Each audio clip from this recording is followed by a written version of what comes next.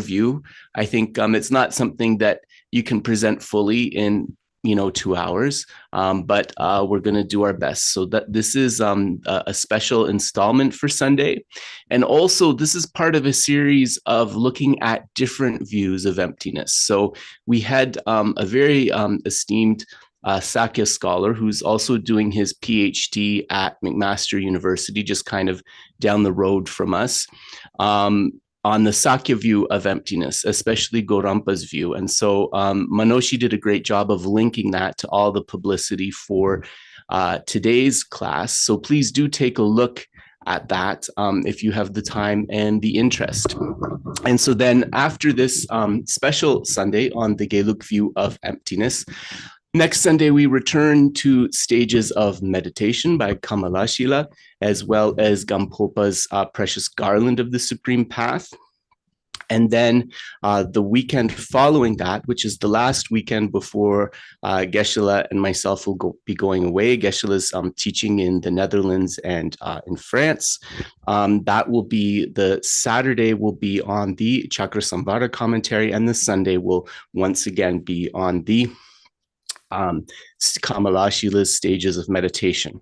So we'll be gone for 3 weeks. There's some other events that are happening, so please keep an eye out on the newsletter. Geshe also prepared, we did some pre-recorded videos. One is a full meditation on Om Mani Padme Hum with visualization. Another one is about the importance of the accumulation of merit. So keep the eye open for those. They will be uploaded one each week. Then when we get back, the Sundays will switch back to the first part of our series, Fundamental Texts of Indo-Tibetan Buddhism. Sorry, not the first one. So we'll go back to the initial text of the fundamental texts of Indo-Tibetan Buddhism, which means we'll be going back to Words of My Perfect Teacher, right from where we left off. And I think that that's all in terms of announcements. So please grab a cup of tea or coffee, make yourselves comfortable, and we'll get started in 1 or 2 minutes.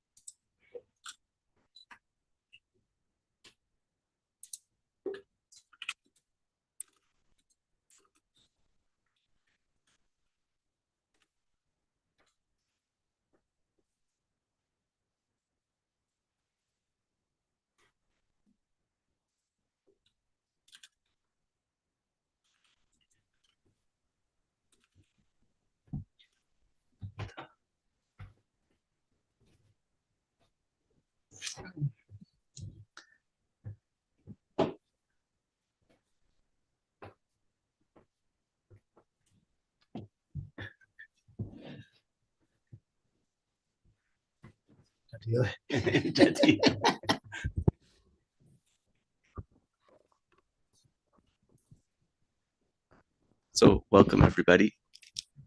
Can you hear my voice okay? Great. And again, Tetsuna.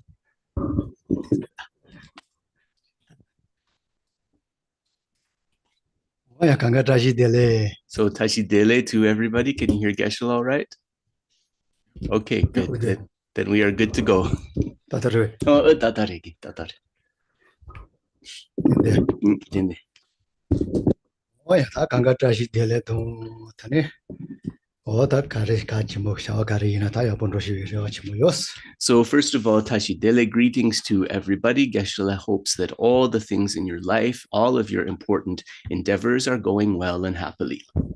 Oh, that Rio Tanganzo, Tane, Tandrichin, Rujiade, only Deshik, only Tazo, Kari met Tanganzo. And so we are gathered here today, all of us gathering here today, really kind of focused on trying to figure out what is the actual method to achieve that happiness that we are seeking.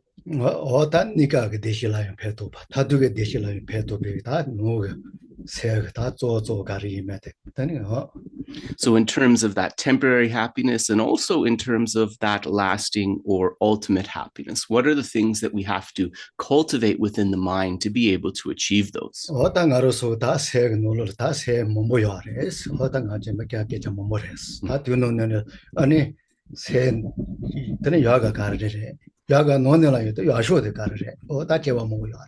there are many different kinds of minds within the consciousness. So we need to be able to differentiate between those. And in terms of the causes of happiness, identify those wholesome minds. And within those wholesome minds, the very best ones, which will really help us to achieve that happiness we seek. So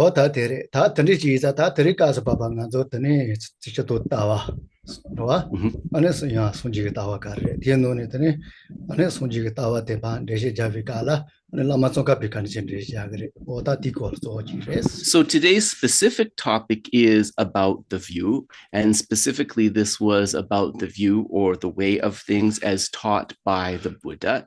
And in particular, it is Lama Tsongkhapa's understanding and presentation of that view. Tani otawa se te sunji go zoja yo ki mare Lama Tsongkhapa zoja yo ki mare nge ne sete nanzu deshi drug deshi go yo na longa ndri jil sono to nen drug liwe se res. So also, it's really important to explain that when we speak of this view, it's not as if this view was something newly created by the Buddha. Neither was it newly created by Lama Tsongkhapa. The view simply means the ultimate way of things, the way things really are. And we need to understand that view in order to be able to cultivate the path to happiness and be able to achieve it.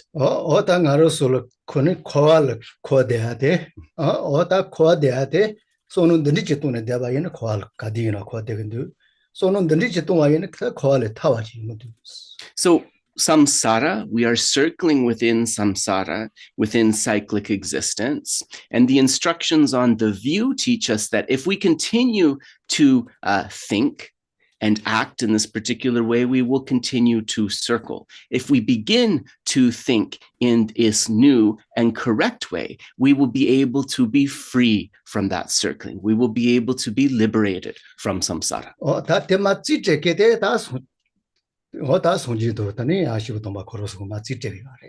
And those instructions began with the Buddha and were also taught by the subsequent holy beings. So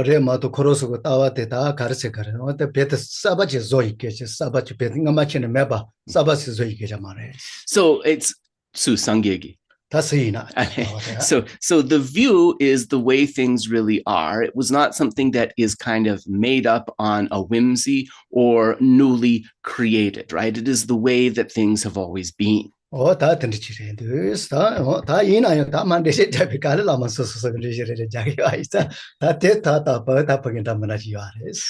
in terms of how that view is explained, in terms of the nuances of that explanation, then different lamas, different scholars, and commentators have different angles on presenting that view.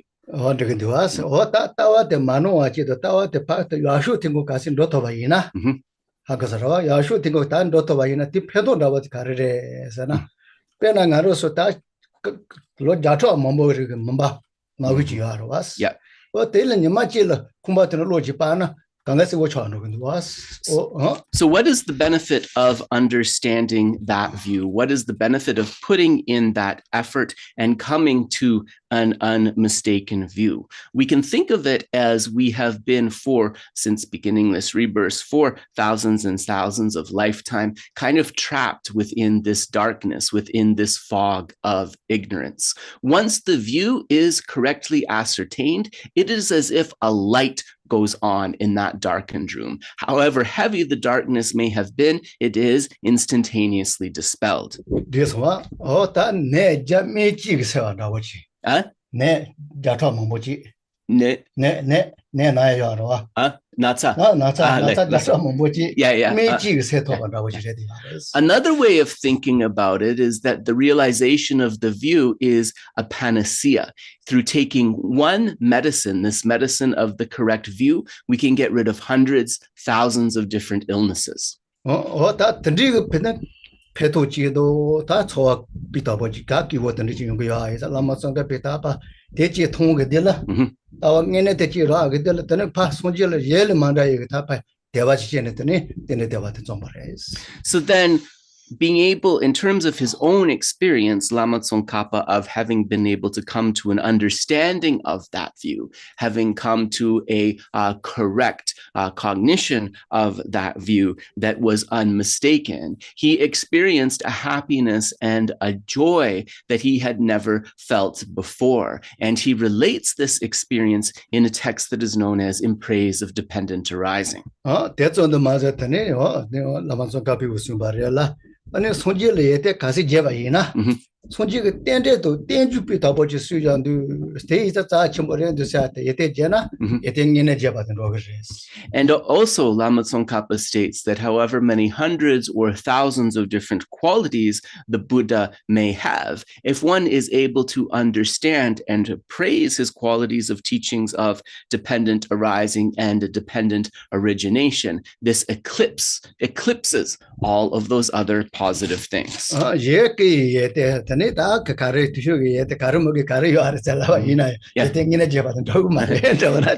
it's actually those explanations that are the true unsurpassed qualities, no matter what other types of qualities you might talk about in terms of the Buddha's body or the Buddha's holy speech. If you just look at those, you don't see the true supreme qualities, which are of those explanations of dependent arising or dependent origination.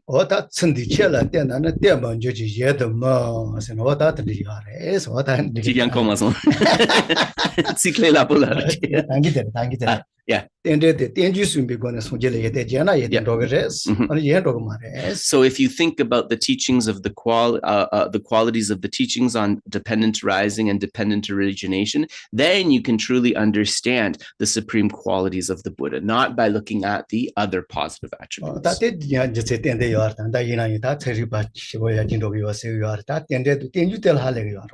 And so dependent arising, dependent origination, these are things that will really help us improve our understanding. These are also concepts whose profundity even scientists and so forth can appreciate. So that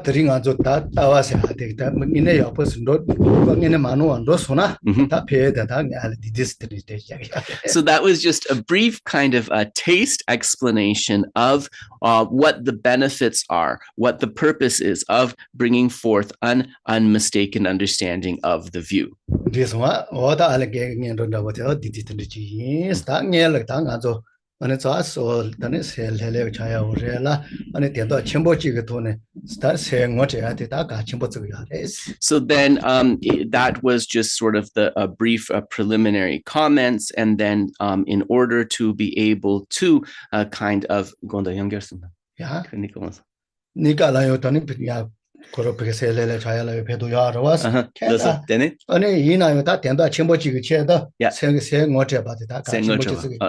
So then we want to bring our mind to this very positive thing, but for a moment, in order to be able to settle, to calm and still that mind, let us look at pointing out that mind's true nature. And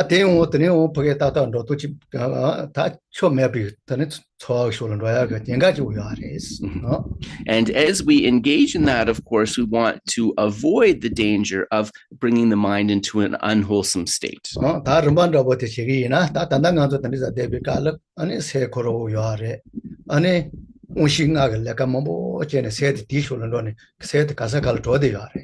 So if we look at the situation now, we can kind of reflect inwards to our mind, and we can see that through the doors of the five sense consciousnesses and five sense faculties, the mind is kind of going from object to object, kind of flitting around externally.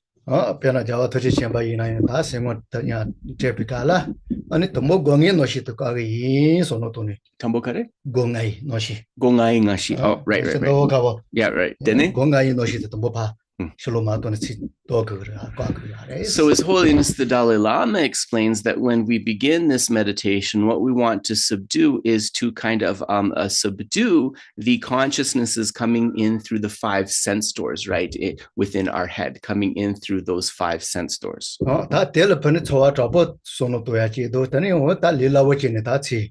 So trouble?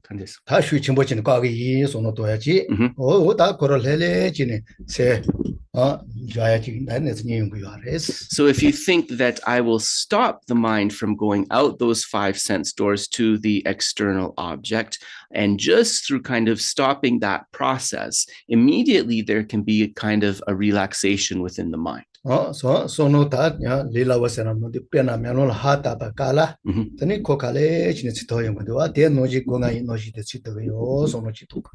So then what this is just like kind of breathing ha on a mirror, and we see the condensation dissolve into that final point. This is like the process of kind of closing off the consciousnesses of those five sense doors: sight, sound, smell, taste, and so forth. Gonga karichiranga gre di go diro. Go ale go. Yes, ale go. Yes. So those five doors of the five sense consciousnesses, we can close those doors. So the word for door and head is very similar in Tibetan. So that's what I was checking with Geshe.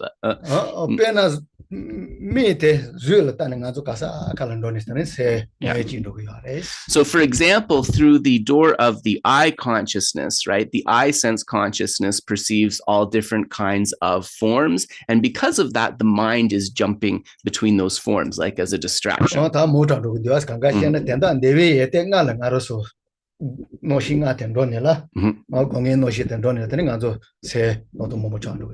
What happens is we get a lot of discursive thought or projecting thought within the mind because of kind of the traffic that happens when through the doors of the five sense consciousnesses, we are flitting between the five objects of the desire realm: sights, sounds, tastes, and so forth.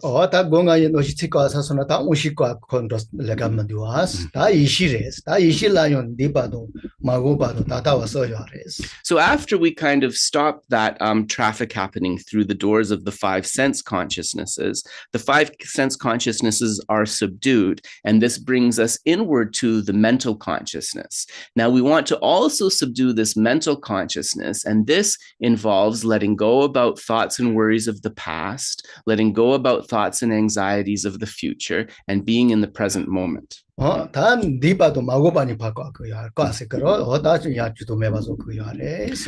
really what we want to do is just kind of stop that thinking about the past and stop that thinking about the future.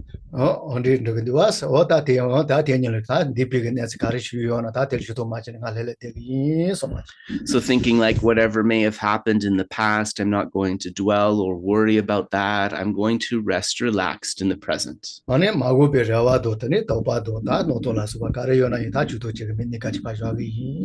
And in terms of the future, whatever hopes, plans, or fears I have about the future, I'm not going to dwell on those. I'm going to bring it back to the present moment.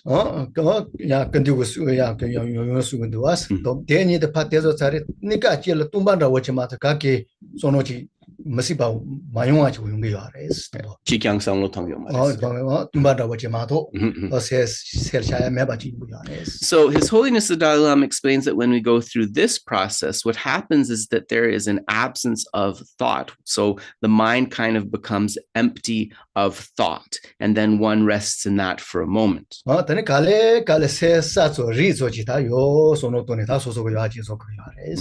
And then what we need to do is from within that space, tap into the clear, and knowing nature of the mind. Tap into the clear and knowing nature of the fundamental mind so that that can be utilized.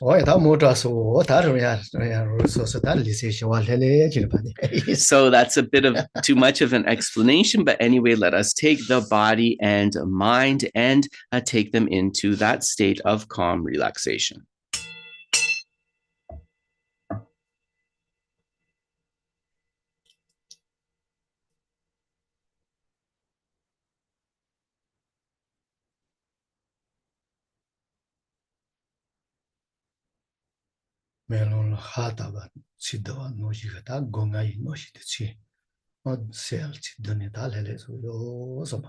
So think just like breathing ha onto a mirror, that condensation dissolves into that unitary single point.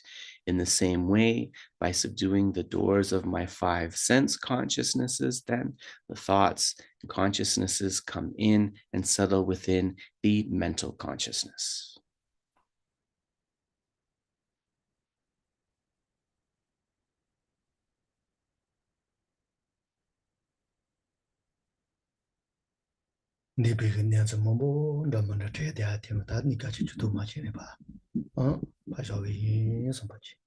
And as we relax into that mental consciousnesses, any thoughts or worries about the past that may be perturbing us, set those aside and say, for the moment, I'm going to set those aside and rest in the present moment.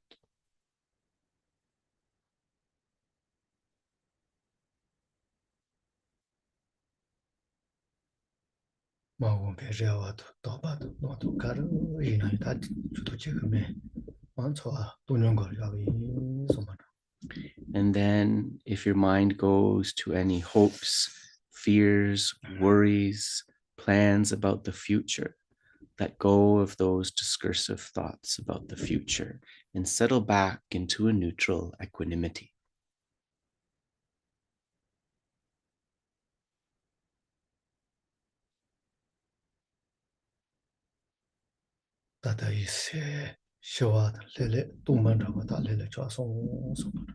Think that in this way, the mind is empty of thoughts. It is relaxed, calm, and still.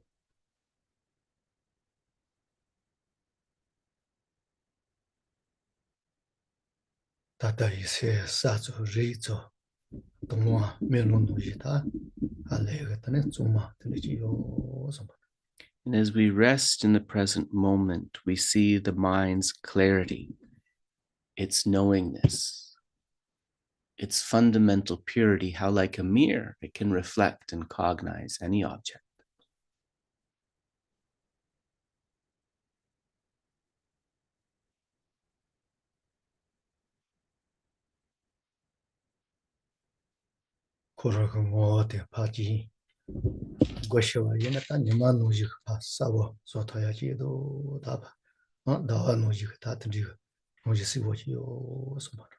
If we can tap into this nature, tap into the fundamental nature of the mind, we will be able to appreciate, tap into its clarity, clarity like the full moon's brightness.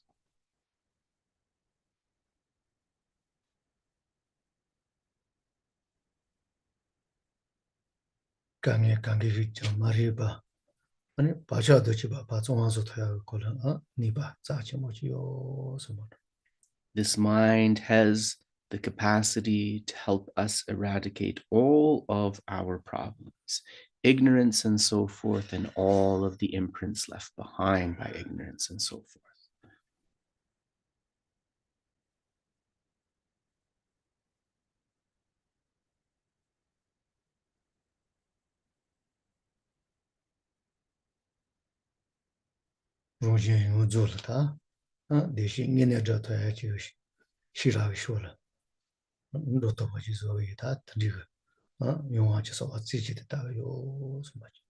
In terms of self and others, we are trying to develop that wisdom which will help us achieve and help others achieve real and lasting happiness.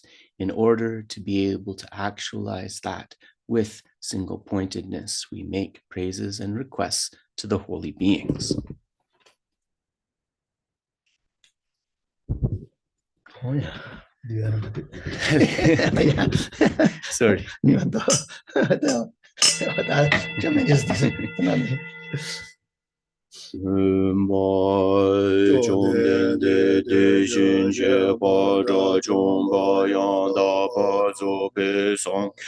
Ba dan sha su den ba de wa she ba ji den chen ba che bu de we ka lo ju wa la na me pa la da me no ji den ba song ji chung den de pe ja wa sha kya tu ba la cha se lo che de kya su ji Tenpa chon ten de shin she ba cha chong ba yang da ba zo be song ge she ba dang sha su den ba de wa she ba shi ten chen ba che bu de we ka lo cho la na me ba la dang mi nam gi ten ba song ge chon ten de pe ja wa sha kya tu ba la cha se lo che de kya su ji ho tenpa chon ten de shin she ba cha chong ba yang da ba zo be song je re pa dang sha su ten pa de wa she pa shi ten chen pa che bu de we ka lo cho wa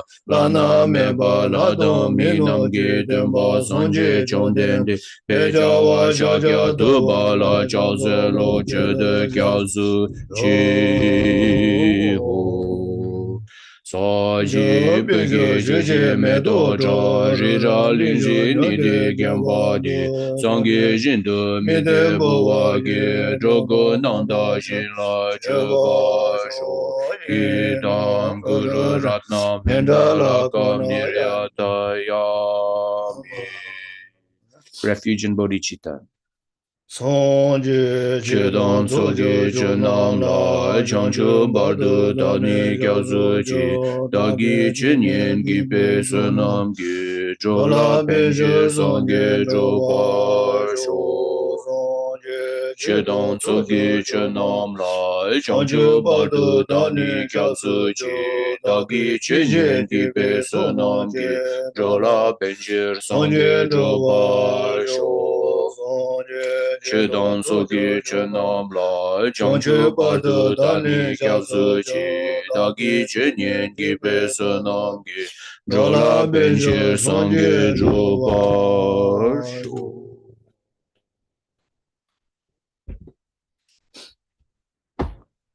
Oh yeah,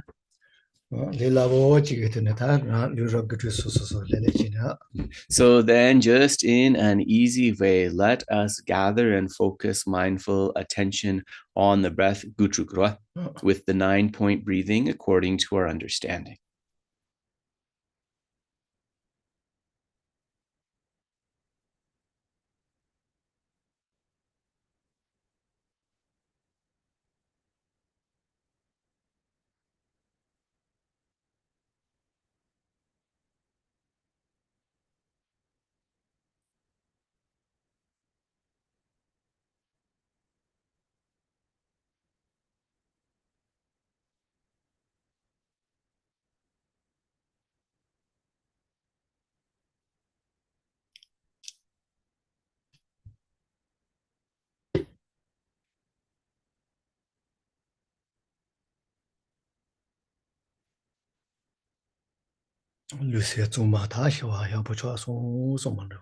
Think the body and mind are pure, they are peaceful, different than before.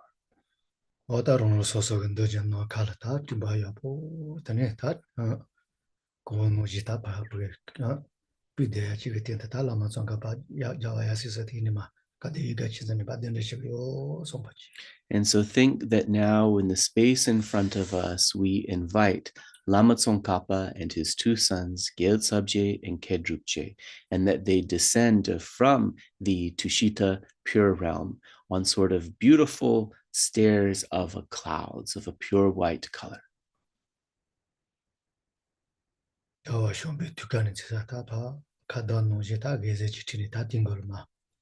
So you can imagine that in the Tushita pure realm, there is abiding there Maitreya, from his heart lights emanate. They emanate these like katas, lines of clouds through which Lama Tsongkhapa and his two sons descend.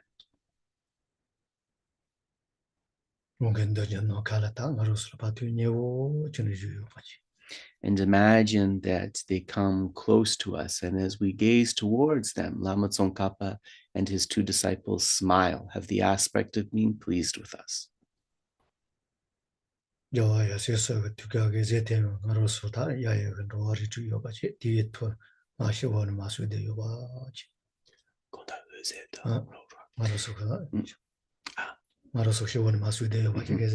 So then imagine that from Lama Tsongkhapa and his two sons, straws through which light rays and nectar emanate, enter ourselves and sentient beings, completely purified.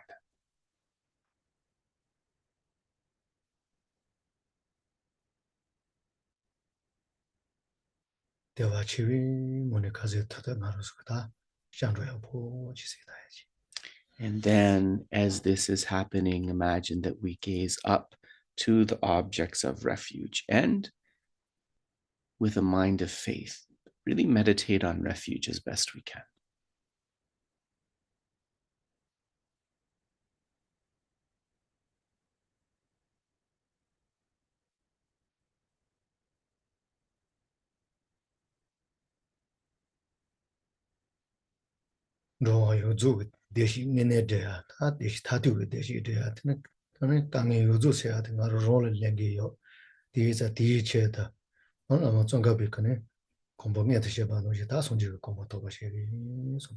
So think in terms of all sentient beings being able to reach that state of real happiness. I myself alone will help them reach that state of real happiness. In order to be able to accomplish this, may I, through developing wisdom and so forth, achieve the same enlightenment Lama Tsongkhapa achieved, achieve Buddhahood for the benefit of all sentient beings.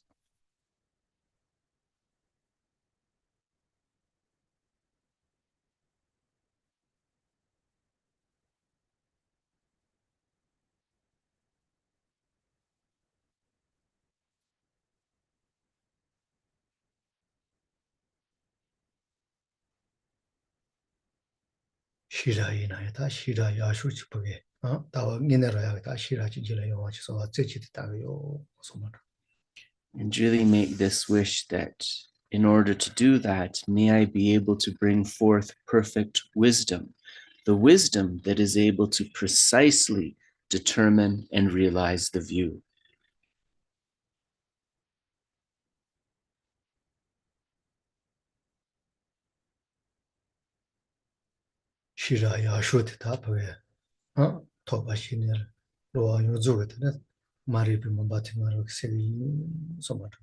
Through actualizing this best supreme wisdom, may I use that to then free all beings from the fog, the darkness of ignorance and confusion.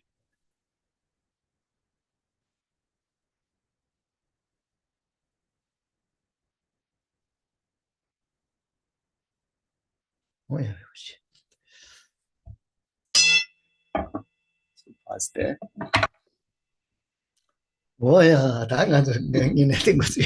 So now let us go to our main task today.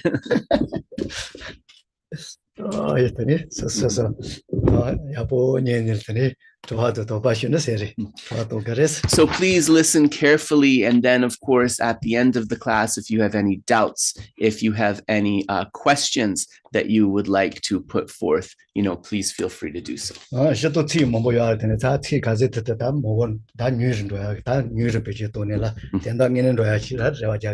So generally we'll be presenting kind of a lot of quotes, a lot of words, but what you want to do is kind of so there are a lot of different verses and words that Geshe explored to present this, but he tried to kind of distill it to as few words as he could that will actually convey the meaning.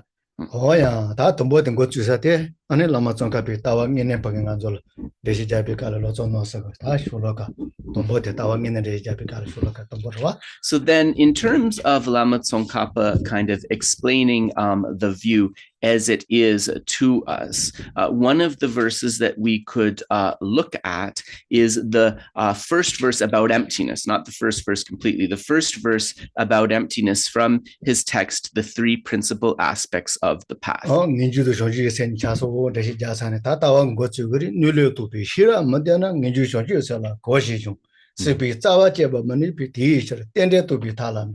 So in the earlier part of the text of the Three Principal Aspects, we get Lama Tsongkhapa gives a very thorough explanation of renunciation or definite emergence, as well as bodhicitta. And then when the section on the view of emptiness begins, we have this verse: without the wisdom realizing ultimate reality, even though you've generated renunciation in the mind of enlightenment, you cannot cut the root cause of circling or existence. Therefore, attempt the method to realize dependent arising. So I'm using mostly Lama Zopa Rinpoche's translation for this text.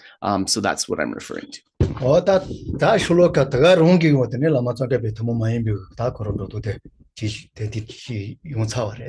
So within this verse, we can actually already understand something about the uncommon approach of Lama Tsongkhapa with regards to the view. And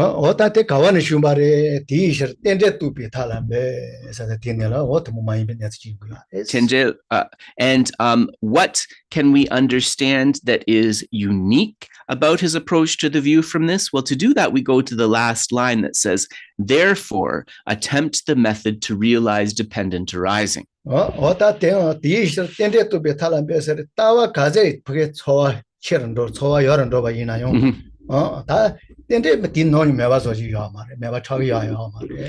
So what can we understand there? Therefore, attempt the method to realize dependent arising. It means that gonda diche tenje tokpe tabla be dene nganso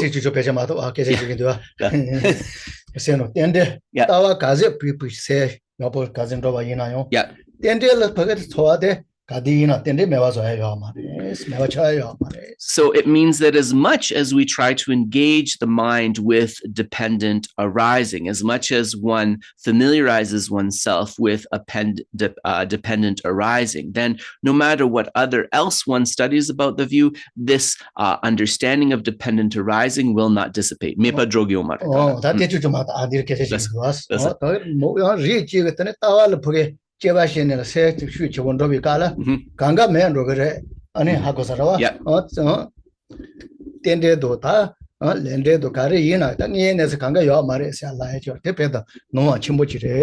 So what this is doing is distinguishing what is understood as a fault here, which is that when one is meditating upon the view, then everything else kind of disappears or is set aside. And when one is correctly understanding the view, this means that a dependent arising, a cause and effect, and so forth are set aside. And this is seen as incorrect.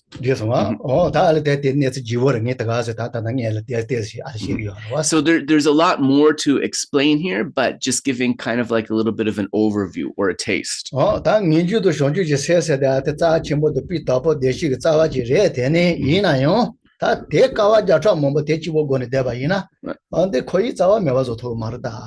The other thing that Lama Tsongkhapa is saying here is that definite emergence or renunciation and bodhicitta, these are the root of happiness. They are extremely positive minds, but even if you were to meditate upon them for hundreds of kalpas, hundreds of aeons, you would not be able to get rid of the root cause of samsara.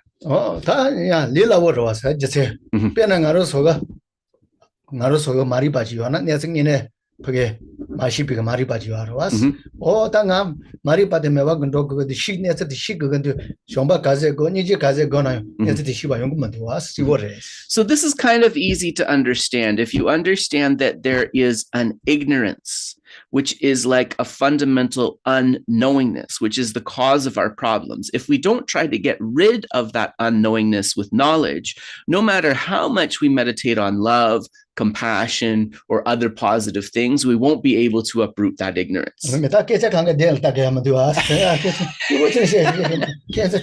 Geshe is upset with me for looking at the text when he's talking. Okay. Yeah. So then, if that is the case, then how do we actually get rid of this unknowingness? How do we actually see an end to ignorance, right? We need to know how to do that. So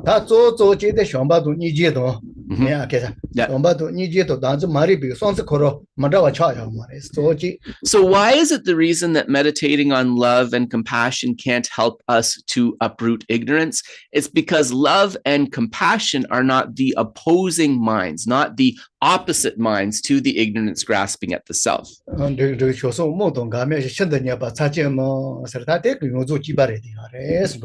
That's what it is. Yeah. So actually, all of the various schools of tenets of Buddhist philosophy agree on this point, that it will not be possible to uproot the self-grasping ignorance merely through meditating upon love and compassion.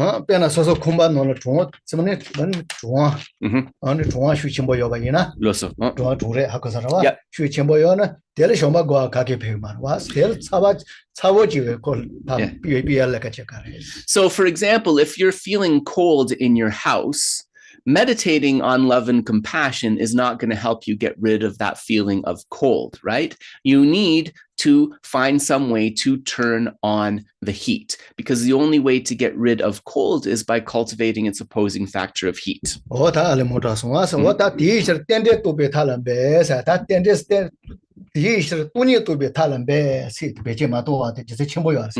So this last line of the verse, therefore attempt the method to realize dependent arising.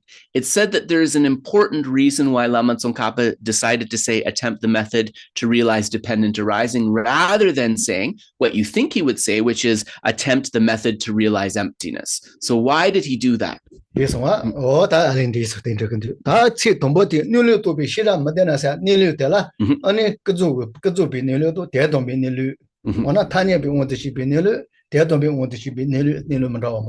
So without the wisdom of a realizing ultimate reality. So here Lama Zopa Rinpoche uses the word reality. A lot of translators would also say the mode of abiding. We need to understand what we mean by reality or mode of abiding, because we can talk about the ultimate mode of abiding. We can talk about the relative or conventional mode of abiding, right? There are many different kinds.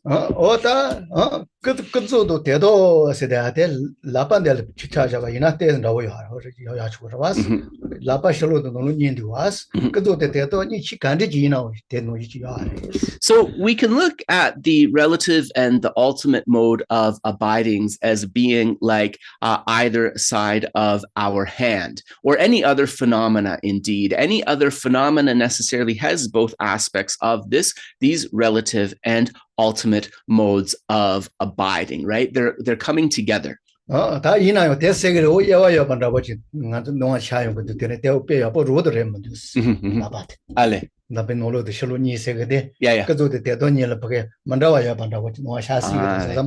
but with this example, we have to be a little bit careful, because if we go with this example of the hand too much, we might have this appearance that kind of relative and ultimate truth are kind of fundamentally sort of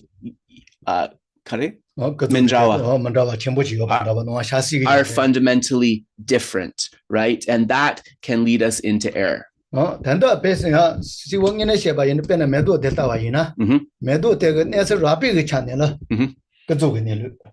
Yeah.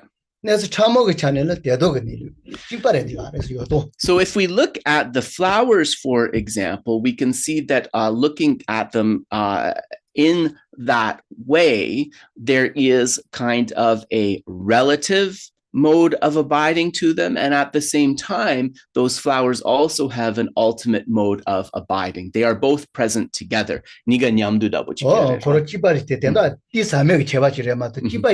So there's a difference in the profundity, but they are definitely both there present in relation to the phenomenon or the object. tene richiga tene tumbani de mato kake yo mare se de better no chimbo chire kazo de do ni kadi na chiba yo.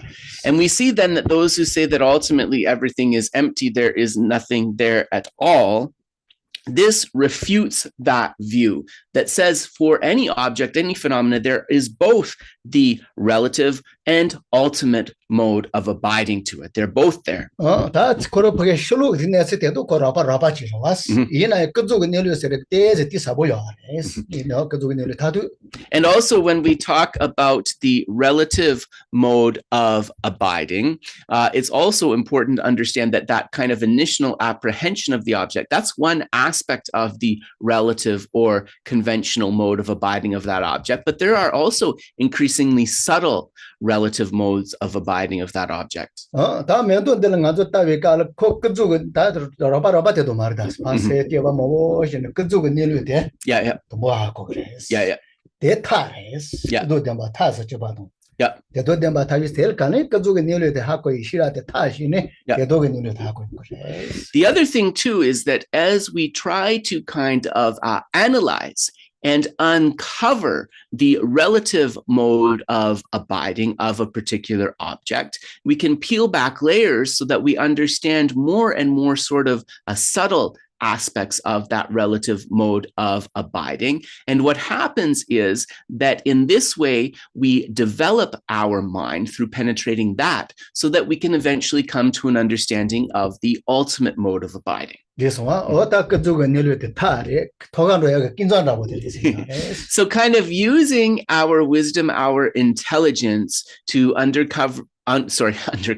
uncover increasingly subtle aspects of the relative mode of abiding are like the steps on a staircase, which will lead us to a penetration of the ultimate mode of abiding.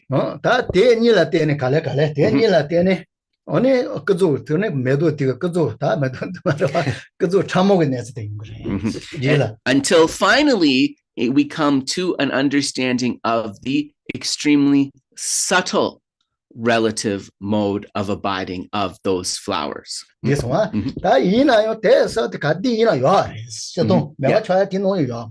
So those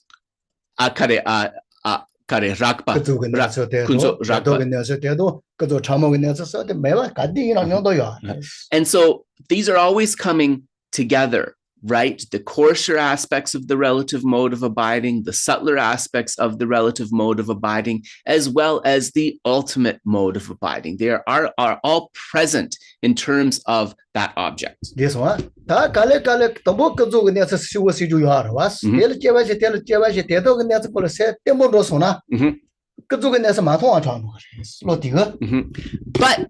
the mind, which is engaging with the relative mode of abiding, increasingly subtle, and then eventually is engaging with the ultimate mode of abiding, at the moment that it begins to engage with that ultimate mode of abiding, the relative mode of abiding, is no longer appearing to that mind, because the mind is engaged single-pointedly with the ultimate.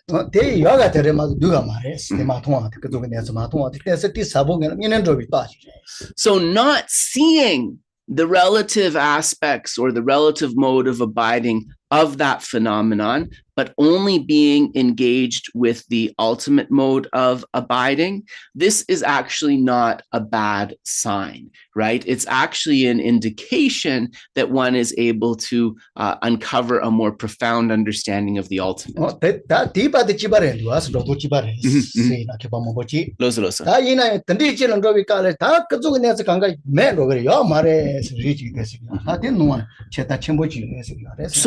So that experience is going to be true for any yogi or yogini, any meditator who is meditating on that ultimate aspect, ultimate mode of abiding of the phenomenon.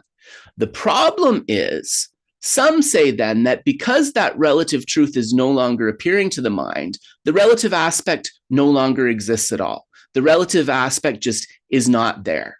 we would say that this is a fundamental misunderstanding. This one, that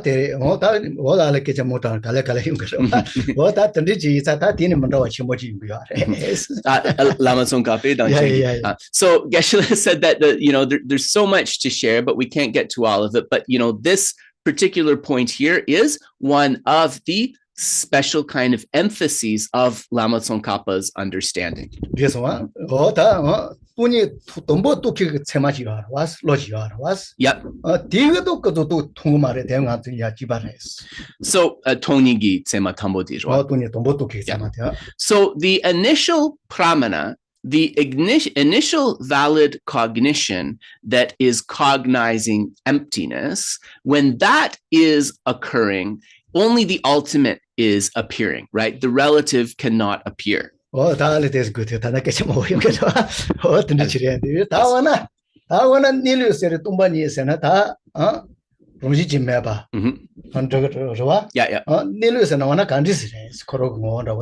So then when we say the mode of abiding of emptiness, the lack of natural existence, what does that mean? What is that actually like? How do we kind of uncover? How do we get to an understanding of that final mode of abiding of things? So this is not at all an easy thing.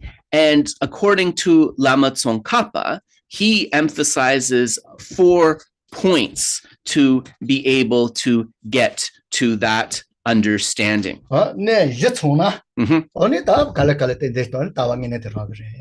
He states that if we are able to understand these 4 essential points, then we can come to an understanding of the view. Sorry, are people not hearing me well? I just saw a thing come up. It is? Okay, all right.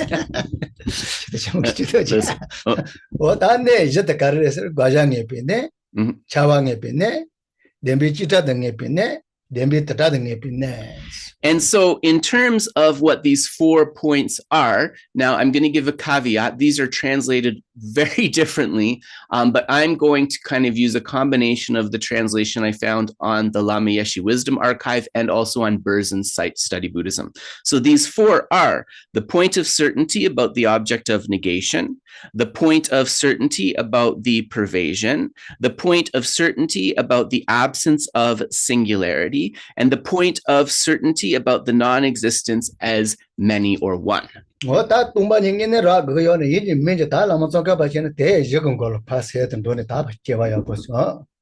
so what Lama Tsongkhapa is saying is that if we want to really be able to understand emptiness, it has to happen through kind of discerning and engaging with these 4 essential points. And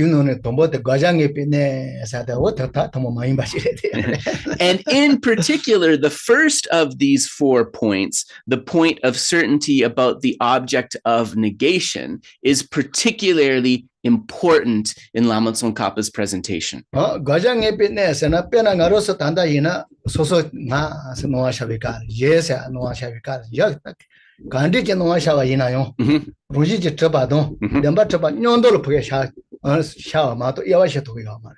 So when we look at this first point, what is that relating to?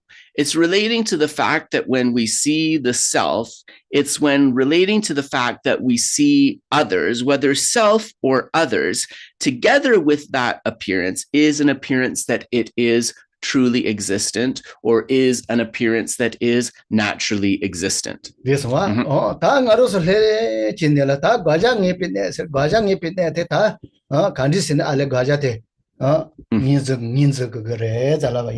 So if we say the point of certainty about the object of negation, the point of certainty about the object of negation, how do we recognize that object of negation? In other words, how do we get certainty about it? So Geshe wants to turn to the explanation found within the middle length Lam Rim. So for those of you who have it, the middle length treatise on the stages of the path to enlightenment, we are looking about halfway down page 353. 다 라마 tsongkhapa 유 가장 인지 유 다 체조된데 단다데 뉴뉴데레스. So actually, in terms of developing certainty about the object of negation, Geshe said that this is kind of most succinctly explained in this mid-length Lam Rim, the Lam Rim Tingbo. So it's a very important text in terms of Lama Tsongkhapa's view on that. 다 라마 tsongkhapa 기주 수근 내서 뭐 보여마. 라마 tsongkhapa 개참 뭐여마. So in kind of defining this, Lama Tsongkhapa's students have all kinds of elaborate explanations and things about it, but Lama Tsongkhapa actually was very economic in the words that he used to describe it. The words were very distilled, actually. So we are going to begin there. Ngarangjin mepar tenla baparwa netsu sumden sorwa.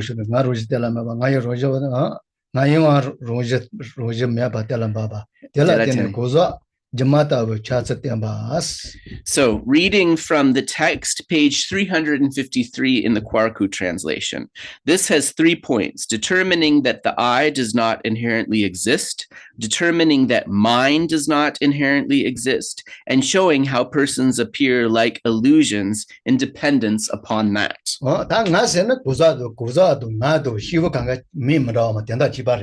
So in this sense, we understand that I, person, and being in this particular context are synonymous.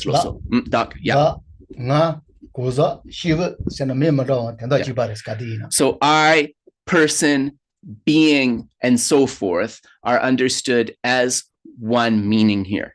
Ngai, yeah. So mine, we can understand mine in terms of that sense of my hand, head, feet, and so forth. Or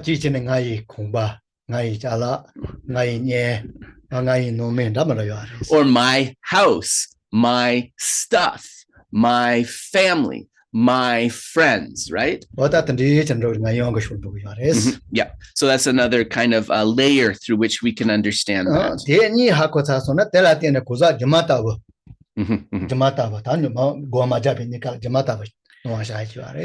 And if we can understand how those do not inherently exist, then we can understand how persons appear like illusions, like a conjurer's illusion based upon that.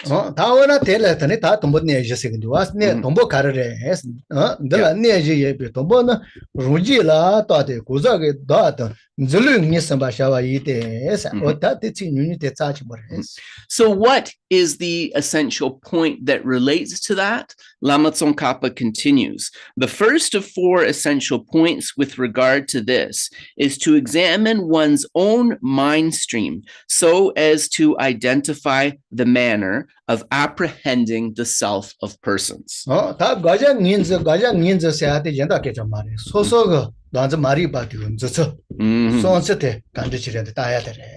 So when we say identifying the object of negation, it does not need to be more elaborate than that. It's looking at the way that you apprehend or the way that you yourself grasp at an inherently existing self of persons. So it's succinct, but does that mean it's easy? No, it's not totally easy to identify and eradicate this, right? So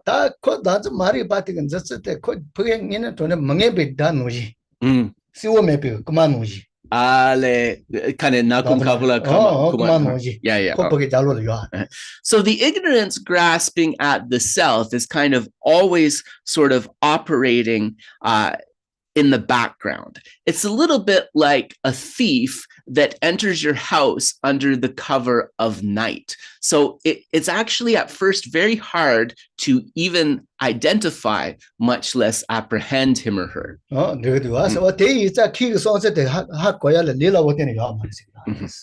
So to really understand how this kind of grasping at the self through this is the mechanism, how it's actually occurring, is not something so easy.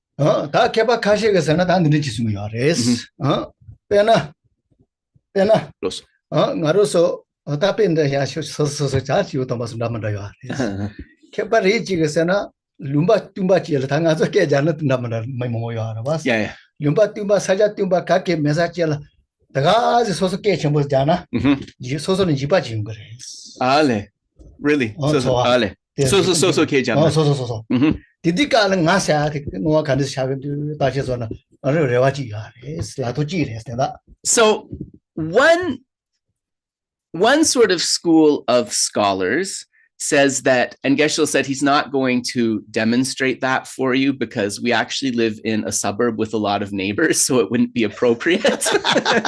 But one of the ways that scholars kind of indicate that you can start to see how this apprehending or grasping at the self of persons is happening is if you live in a remote place, go outside and yell or scream really loudly. When you yell or scream really loudly, something will get scared in yourself, even though you're the one who screamed. So you can try that as an experiment, you know, assuming you live in a remote place. When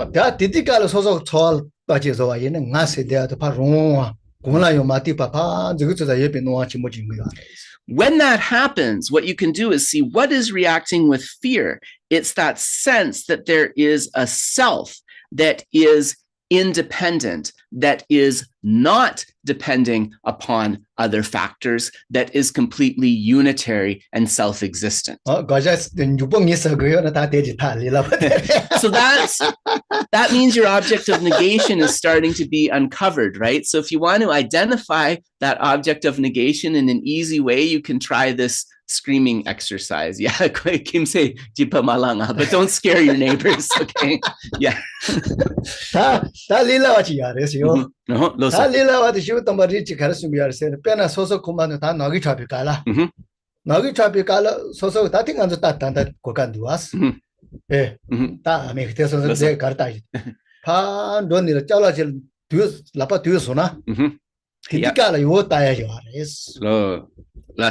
Hotka pagetil tuosona. Yeah, jipa ji dubekala page dusaga yete korongin ziyo be noaji yare mato pa soso segezo noya manes. Ale yugingune chigures. Titi duson double tuba. Right. Okay, yes, yeah. Remato soso pa loizo noadi yaba. Kever dia vokumasu konda. Signiede sketcha. Kasana da kariya. Ni pa roben duas. Naguno ndo bekala kashatel soso tuosona. Yeah. Soso tubekala kashatig noanda wat chi. Soso tuosona wona noaji. Ale sorry, kupcha di soso la tuson roas. Kupcha di pogire soso pogio mare. So the kupcha di ngorane posma. Ale. Yeah. Soso loi pazoi noaji. Narangi lakpa posons mares kupcha korangi ngala Okay, sorry. So the other example is, and maybe Geshe said this is one that is easier for folks to do at home. So when it's very kind of dark and having turned out all the lights, if you kind of walk into a room with your hands in front of you and say that you hit kind of a chair or you hit some kind of other object and you look at your mind's reaction to that, you'll see that the mind's reaction is almost as if from the side of the object, it was moving and it hit you rather than you reached out towards it. Yeah,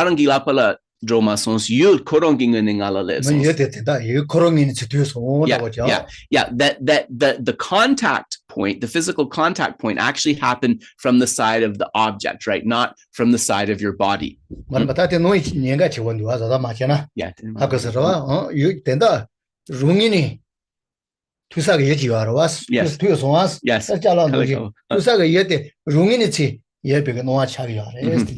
So what happens is that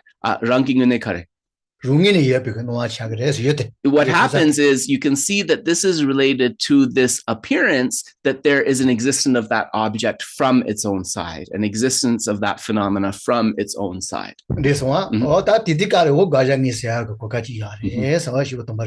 And so some scholars, some holy beings say that this is another way to kind of be able to recognize, to get an to get a conception, of that object of negation.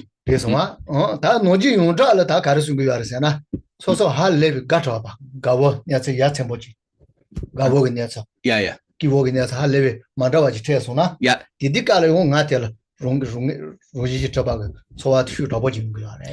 A common example is given too, that when you're extremely happy, when something really positive happens and you're over the mood, extremely happy, that also at that time it's time to reflect, because the conception of that I or that self as being truly existent is especially prominent.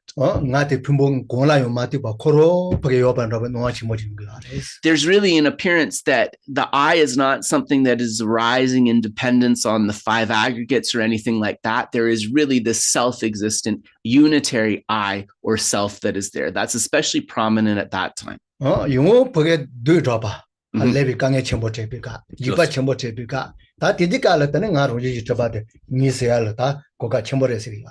Also, when you're really upset or when you're really fearful, there's an especially kind of prominent feeling that that self or that I is something unitary, independent, inherently existent. So that's another time to kind of reflect.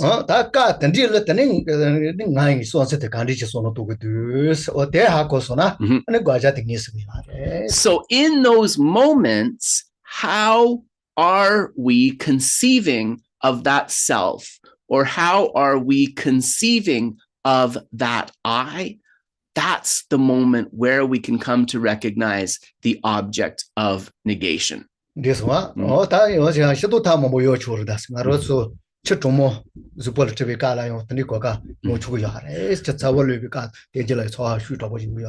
So there's many moments where we can try those contemplations. Another is said that, like, if you first get in the shower and the water is extremely cold, if you first get in the shower and the water is extremely hot, these are all times when we can try to reflect on that.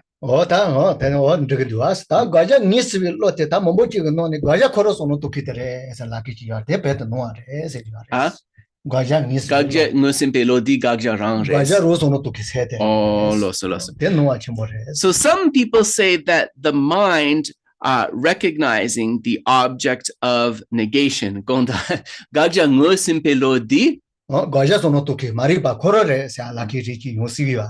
is the ignorance that is thinking about the object of negation. But actually, this is an incorrect understanding.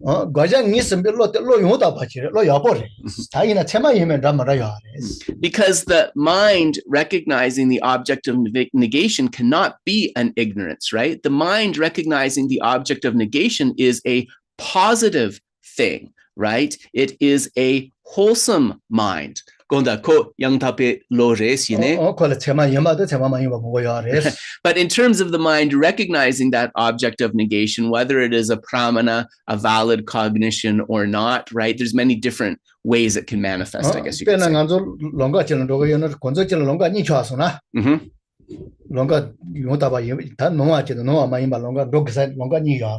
Yeah.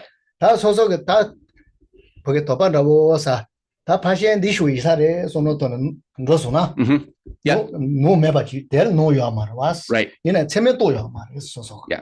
And so in terms of how this mind, which is recognizing the object of negation, is unfolding, it's like you're walking down a path and you come to a fork in the road, to a fork in that path. And you might say it's actually the path to the right, which is the correct path. And in fact, it is. That was the correct path. But that is not a pramana. It's not a valid cognition, but it is a mind of recognition, right?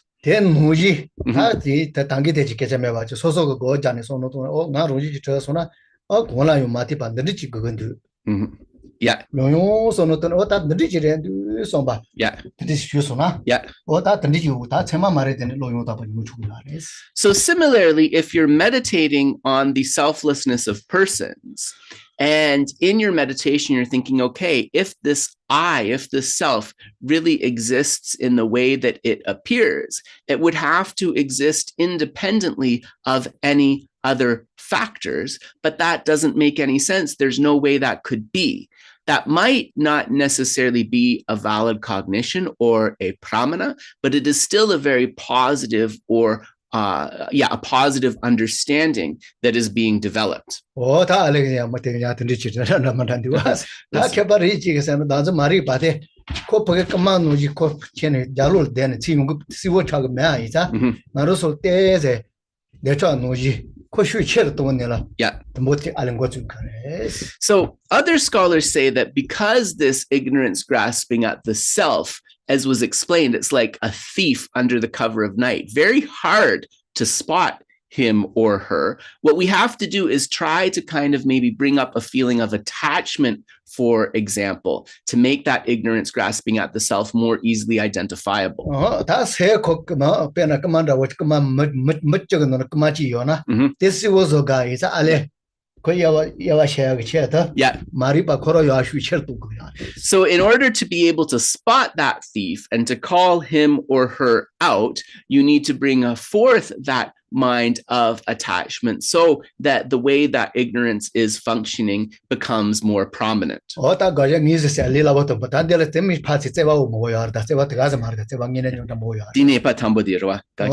Yeah. So this first point about recognizing the object of negation, not an easy thing at all to do, actually.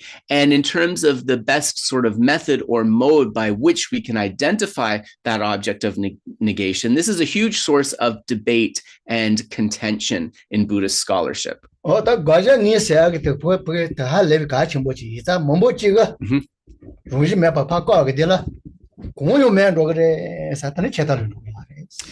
the danger here, of course, is that trying to kind of renounce or kind of abandon this object to be negated, then we think that the lack of natural or inherent existence means that it does not exist at all. And of course, if we follow that line of reasoning, we can fall into the extreme of nihilism, or I like to translate that as the extreme of annihilation. So that is not good, right? And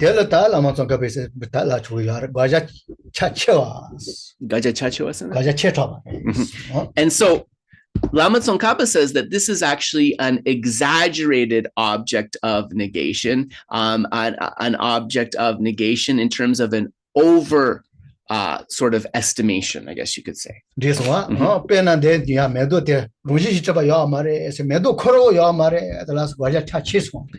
if you say that these flowers do not exist inherently, therefore there are no flowers at all, when you get to that point, if there are no flowers at all, then you have superinflated the object to be negated, right? So that's an incorrect understanding.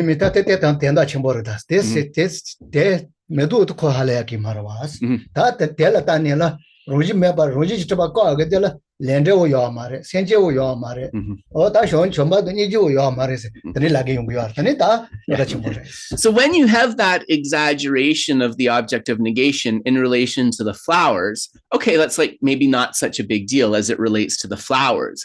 But if you carry over that hyperinflated negation to things like cause and effect or karma, to love and compassion and so forth, you're actually going to run into so many problems if you do that. This one,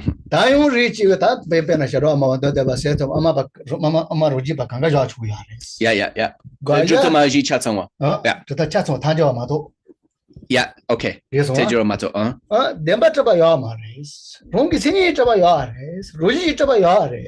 Yeah.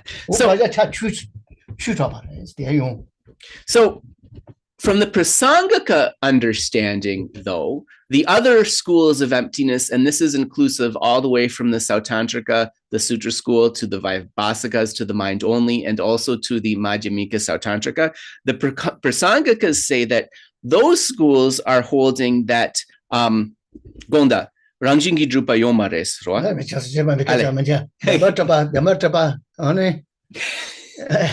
Richi da Kangachiba Imimstal and Rigged. Dada Jaba Yomaris, Dada Jaba. Dadu drupa sana? Okay, yeah. Dembataba Kangachiba Madugunda, Dembataba Yomaris. Aina Ruji Jaba Yares, Kondos Janaris. The Prasaṅgika say that those other schools are saying that Umarangjupa Chikpo. Oh, Tatamotichibola.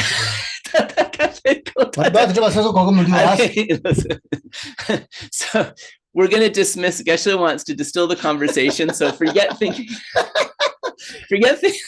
Sometimes I get a hard time. Forget thinking about all the 4 schools of emptiness. We're just going to look at the Prasaṅgika and the Sautantrika. The Prasaṅgikas criticize the Sautantrikas, saying that they say that things are not truly existent, but that they are naturally existent, that they do exist by way of their own character. And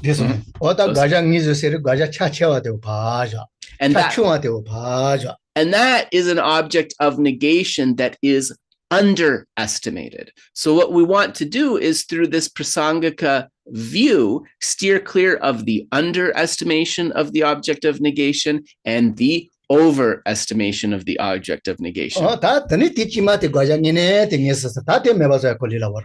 And so kind of going into that middle way, then we can finally really have a recognition and understanding of what that object of negation actually is. Yes. Yeah.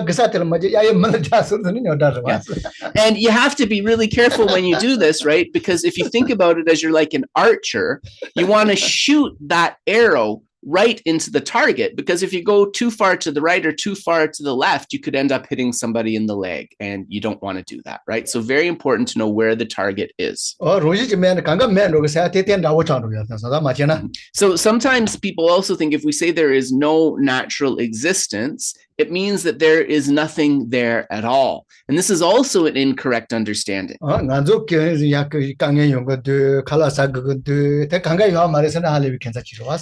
right, we need to wear clothes, we need to eat food and take care of ourselves and so forth. And if nothing was there at all, why would we need to do that? That wouldn't make any sense, right? So all of these ways of thinking are kind of related to helping us uncover that object of negation. So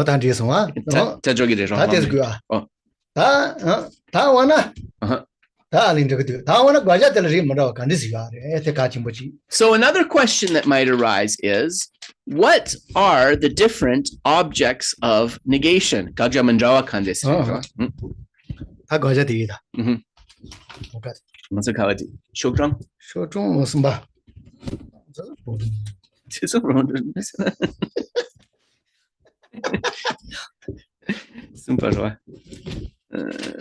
So that is, got so many notes. So that is very important to understand. Geshe said we prepared with a lot of notes. Yeah, it's just there's so many, it's hard to keep track of all of it.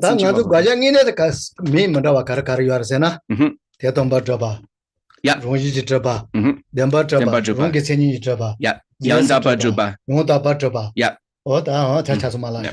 So then there's different ways that these objects of negation are spoken about. So Geshe is giving you some of the terms that we use to speak about this. Ultimate establishment, Dundampadrupa, ultimate establishment. Inherent establishment, Rangjingidrupa, inherent establishment. True establishment, Dempadrupa, true establishment. Established by way of its own character, Rangitsenigidrupa, established by way of its own character. So these are some of the ways that we talk about the object of negation. So according to the Prasaṅgika understanding,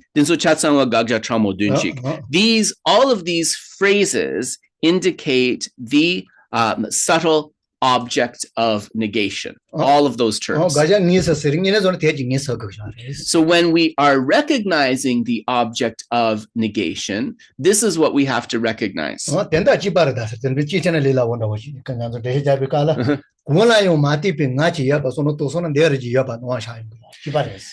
if we think that there is chikla ma tempe dak chikshana,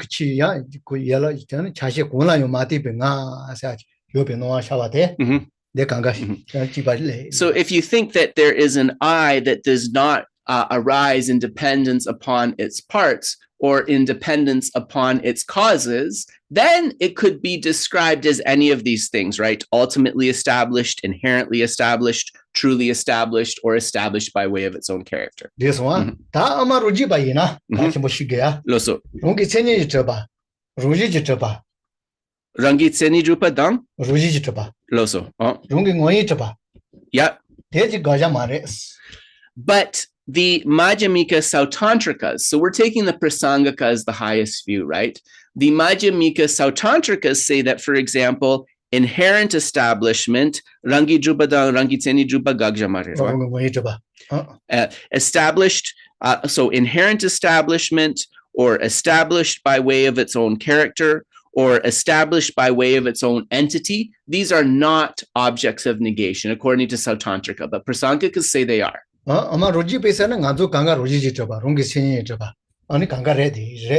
The Sautantrikas say all of us are inherently established, established by way of our own character, established by way of our own entities. So kind of distinguishing between these two views is something that is very important. So if we were to speak a little bit about the different divisions of the object of negation in an easier way, we could talk about the object's object of negation and the subject's object of negation. So I'll say that again, the object's object of negation and the subject or the object possessor's object of negation.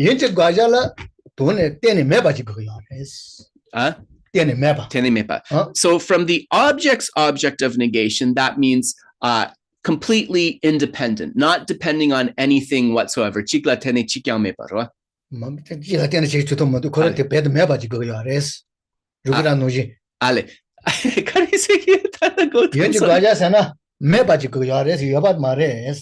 Right. And so from this perspective, the object's object of negation needs to be a non-existent, right? It's a non-existent. Yeah. And paradoxically, the subject's or the object possessor's object of negation needs to be, it needs to actually be there.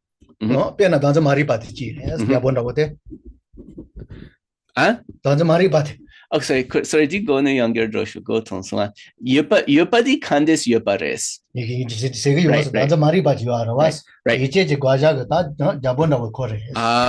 Okay, I see. Sorry. So now it's becoming clear to me. So hopefully I'll be able to say it clearer to you. So the object's object of negation is a non-existent, right? But then we talk about the subject's object of negation. It needs to be an existent, in other words, something that is there. So that ignorance grasping at the self is an object of negation that is the existent. Is it more clear when I say it like that? Okay.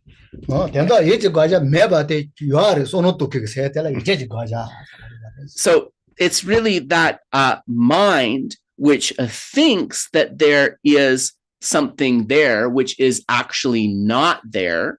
The object of negation. It thinks the object of negation is there when it actually isn't.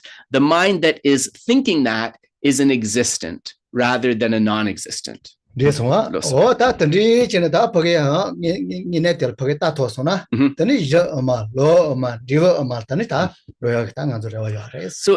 Candice, yogi gaksha dang yuchen gaksha ni.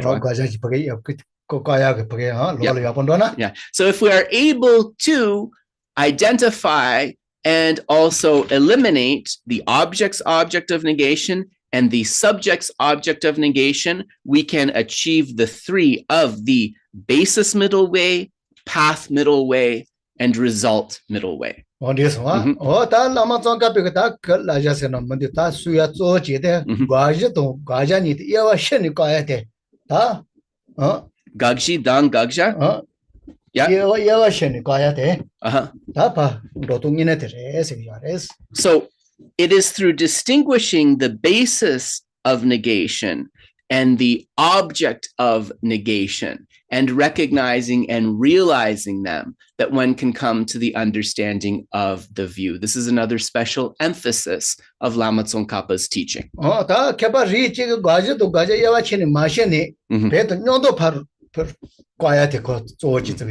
Some scholars say you don't need to distinguish between the basis of negation and the object of negation, that they can be understood as one and realized together. Right? Lama Tsongkhapa does not agree with that perspective. Ani condition no that need alike me ka chimbo ke jishi ida tare pena koza roji jitaba yo do me jewa she bekala rangjin gi droba yo do me ya koza thani ta beta de chai sen ngaba tin chi ta sore kan sa ngaso ka ngaba ale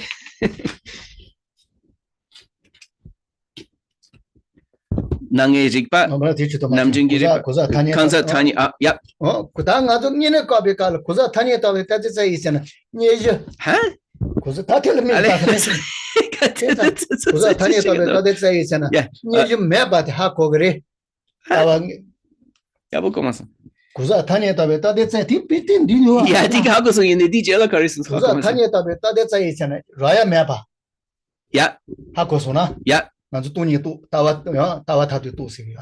So, an important point related to this. There's a point about not finding the main point of the designated object of the nominally designated person. Dimarana dene? If one understands how things are not naturally existent, one will understand this point. Kangsa rangje mepa, yeah.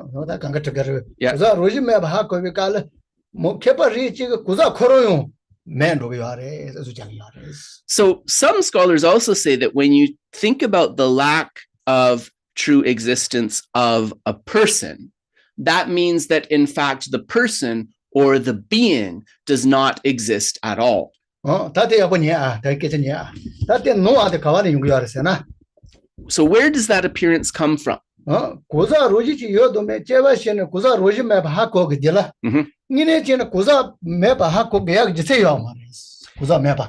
It actually means that when you understand that there is the lack of true existence of a person, there is no reason that the person would cease to exist. There would be no reason that the person is not there at all if you've really understood their lack of inherent existence.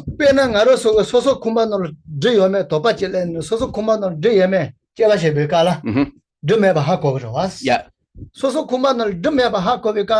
Ye kumanal deme hako ge jisem duas jengi kampanang dulme pa hako gogo mares so kimsegi company. Okay, so for example, when you doing my best here. So for example, when you go into your house, if you're worried that there is a snake there, you just have to check for the absence of that snake in your house. Once you know that the snake is not in your house, you don't have to eliminate the possibility of a snake in your neighbor's houses, right? Yeah.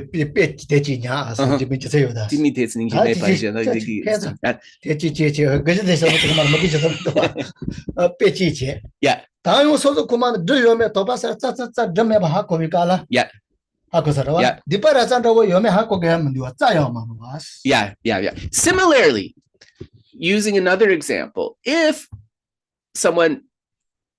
you have a doubt that there's a snake in your house, you're going to turn over every object and look in every corner to see that there is not a snake there. But you're specifically looking to eliminate the possibility of a snake. You don't need to look for a scorpion because you're not trying to eliminate the possibility of a scorpion. This one, that the Petenya, that goes as a Tigoina. Now, Ruji, you to make go Janilla. Now, Ruji Mabahako Gedilla. Now, you may So similarly, if you are meditating and thinking and analyzing and saying the lack of the truly existent self, the lack of the truly existent self, the lack of the truly existent self, once you discern the lack of the self's true or inherent existence, then you're where you need to be. You don't need to think about the self doesn't exist at all or not, right? Because you've already found what you're looking for. This one,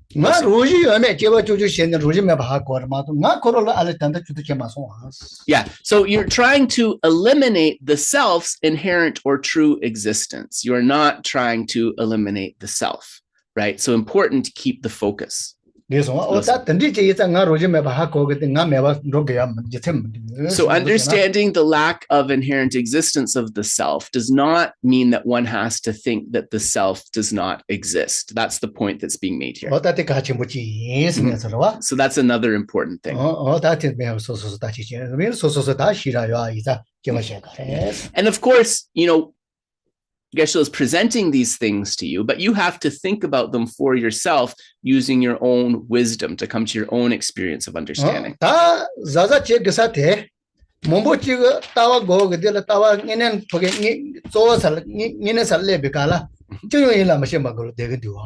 Yeah. So another thing that we have to be careful about when trying to realize the view is there is a popular understanding that in order to discern the view, we just need to empty the mind of thoughts, that we need not to think of anything at all. If we're not careful about this point in particular, we could really fall into a big mistaken understanding.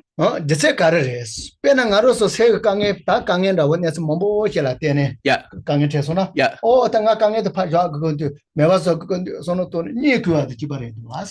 So if we just empty our mind of thoughts as a way of trying to get somewhere, we are no different than a person having a lot of problems in their life and a lot of issues in their life and just deciding, I'm just going to sleep all the time. And that way the problems won't happen. It's a little bit like that.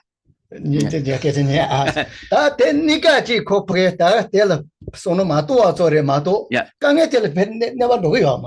Just like the sleep gives you temporary relief, emptying the mind of the thoughts gives you temporary relief, but it's actually not going to meaningfully solve the problem in any way.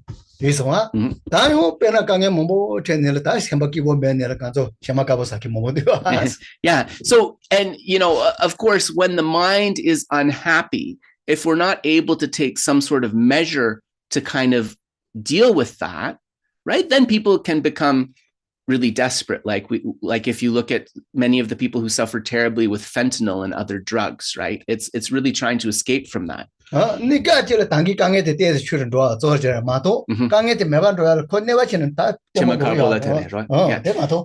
what would you say to such a person, right? You would say to such a person, taking fentanyl or taking drugs is just going to give you a break from the bad feelings of the problem, but it's not going to get rid of the problem. In fact, it would make it worse. That's what we would tell the person, right?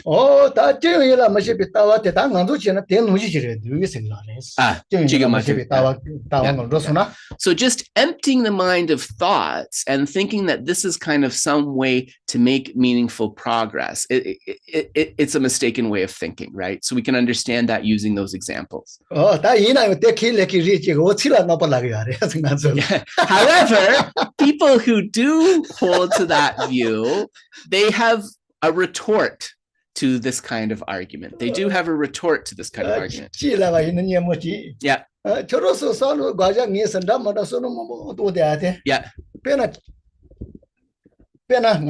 Yeah. Chew. Yeah. Chew. Key. Oh, yeah. Yeah. Right. Ale, correction. 다 쉽게 못하러와. Ale, loso. 키나 키까지 너 소작이 와. Ale, loso. 그래서 된다 그래. Yeah. So what they say is that you trying to identify the object of negation, thinking about how it arises, engaging in analysis of it, and so forth. That is like a dog who bites the stone that was thrown at it instead of biting the person who threw the stone, right? So that is their response to our argument. Yeah. 나도 제일이라 뭐시베 손을 도케테. Yeah.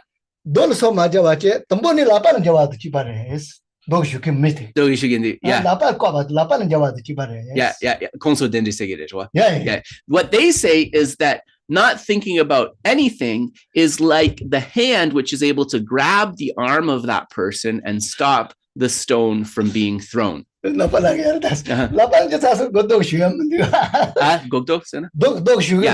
you just stop the hand from moving, you won't get any more stones thrown at you. So that's enough, right? Yeah. So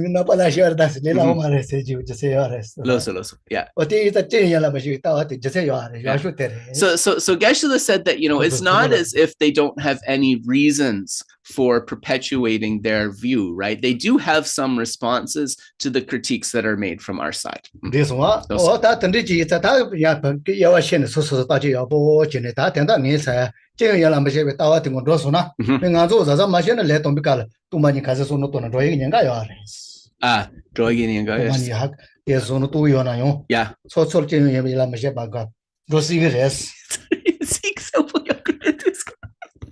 Sorry, all the words are like getting blurred together for me. Just asking Geshe to slow down. Right.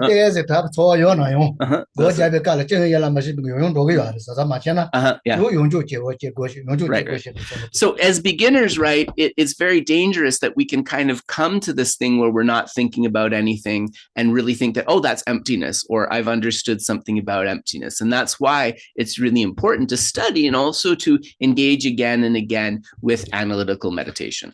Yeah. Dala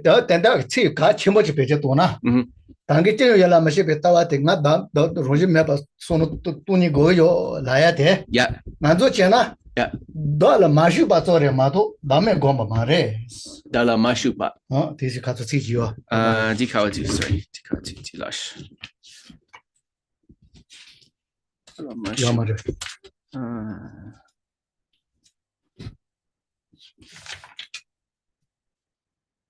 Oh, right. So what they're saying is that this just emptying the mind of thoughts, it just merely engages with the self. It is not addressing the problem of grasping at the self.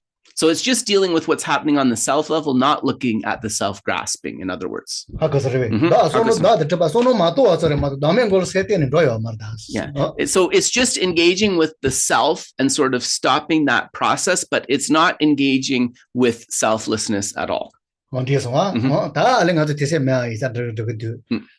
Tsongkhapa tumba to tenjuni tomboni lonso to selling gomaras. So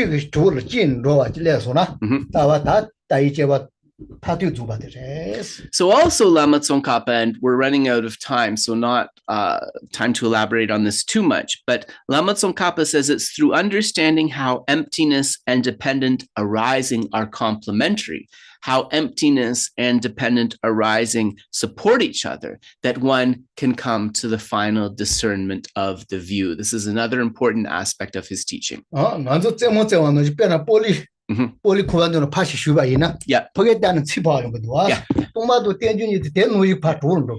So they have to assist, dependent arising and emptiness have to assist each other, right? They push back and forth to each other. They're engaged with each other. Just like, for example, if we were to kick a rubber ball to the wall, the ball would bounce back to us. It's that kind of engagement.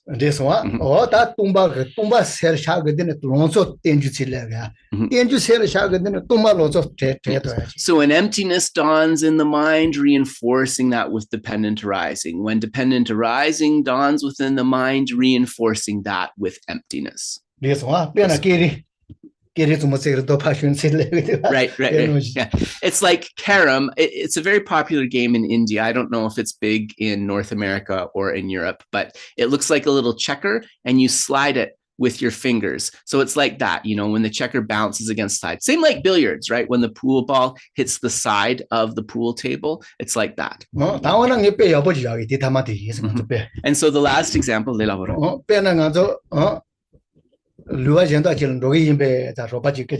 yeah.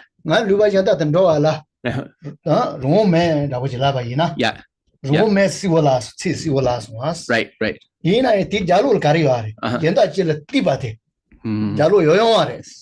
Another way of thinking about it is if someone were to ask you, are you going to take a trip to a different country?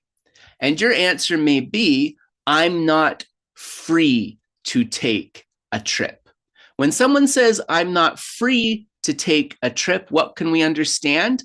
Even without them specifically saying it, that they are under someone else's control, right? So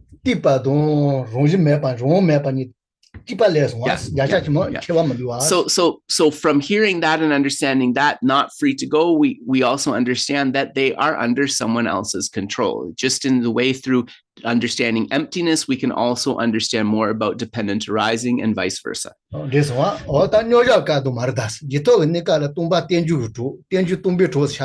Yeah. So this is not when we are in meditative equipoise on emptiness, but in the periods subsequent to the session. When we reflect upon emptiness, it's reinforced with dependent arising. When we reflect upon dependent arising, it is reinforced with emptiness.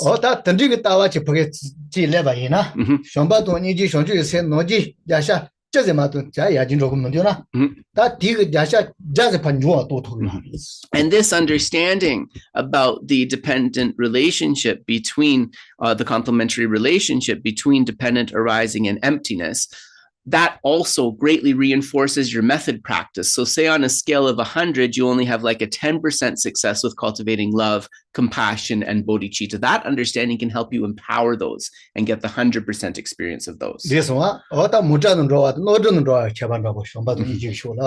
it's like, so with that understanding of dependent arising and emptiness, your method practices of love and compassion will be like traveling in an airplane instead of walking along a dirt road. So it makes a big difference. Yeah. So when we have this comprehension of the view, it is also a great assist to all of our method practices. So Lord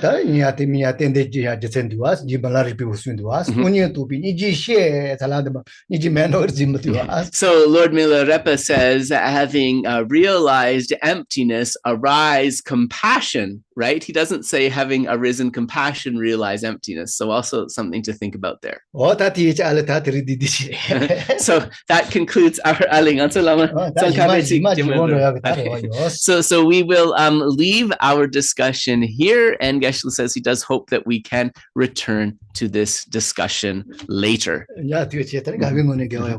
So with a happy mind of gladness, let us dedicate the merits nicely.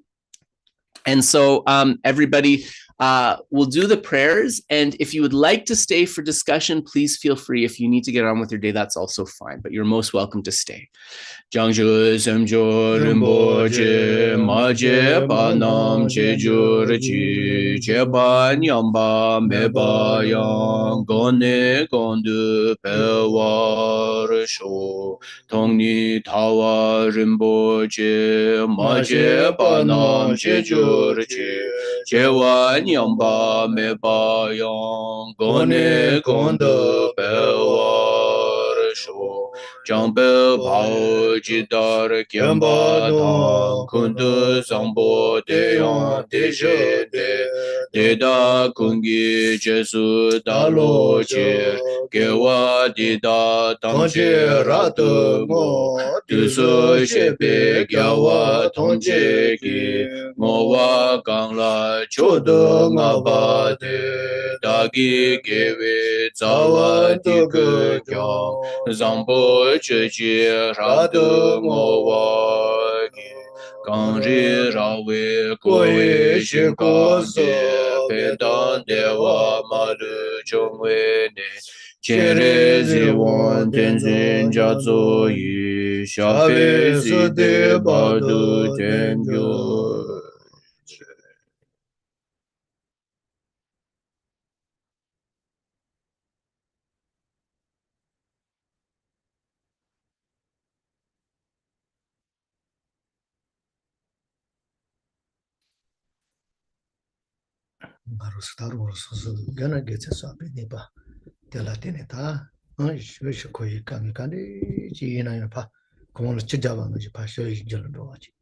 So through all the merits that we have accumulated through the power of that, may any of the problems and difficulties of samsara be completely cleared away, just like snow melts away in a heavy rain.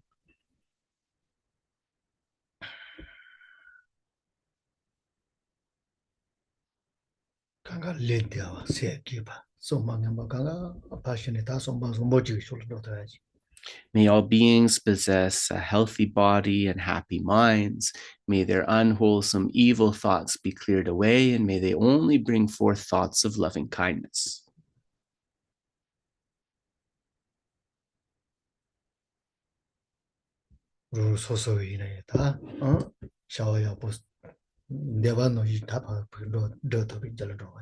May all my wholesome positive activities be able to be accomplished just as I wish for.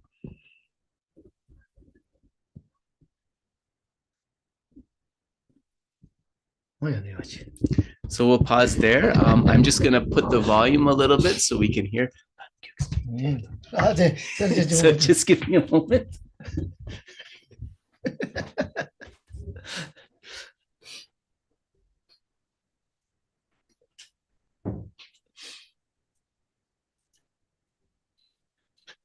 Relax meditation. I see Rachel had her hand up, and then I put up my hand as well. Go ahead, Rachel.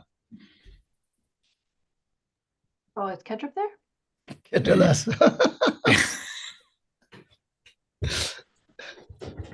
He doesn't exist. He doesn't exist.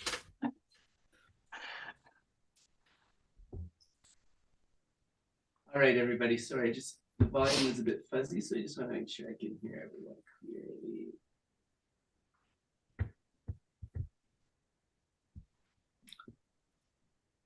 All right, that should be good. Yes, so go ahead.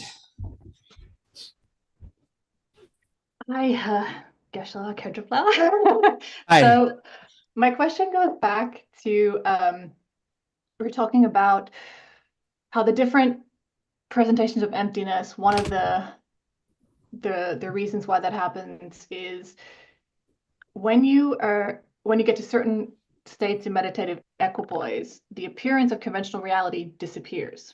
Yeah. So, and then I know I've heard, of course, where it says only Buddhas can apprehend ultimate reality and conventional reality simultaneously. Yeah. My question is, though, is when you go into meditative equipoise, the appearance of conventional reality disappears. It only reappears when you come out of meditative equipoise. Why does conventional reality disappear in that state of meditative equipoise? And why does Lama Tsongkhapa say, well, they both still, because he has a different view to the others, where they're like, well, it disappears because ultimate reality is different from conventional reality. Anyway, I just was wondering that. Okay. Why does it disappear? Yeah, during that meditative equipoise. Okay. Yeah. Nganso Tompani dene Cheshi Jabdang Chulura Teni Mindrawa Dapuchik Yeres Rwa ane di Nganso Tawala dene Michik Tompani Nyam Jakpe Kaprola dene Kunzop Dempa Semla Shagiomares ane Tompani Nyamshak Depe Kaplola Mutune Shagiomares dene Nyamshak Le Drulna dene Yangyar Kunzo Dempa Tong Tugire Duas Yine Ane Yang Sange Matok Dundam Dempa Dang Kunzo Dempa Kechik Tong Tugen Yomares Sange Matok Roa Dene koro 말마 다테 메도 노지다 도케데마 통토기 알다. tontogen yore. Ale. Janji senpa kare. 소소치오니. Sosokione.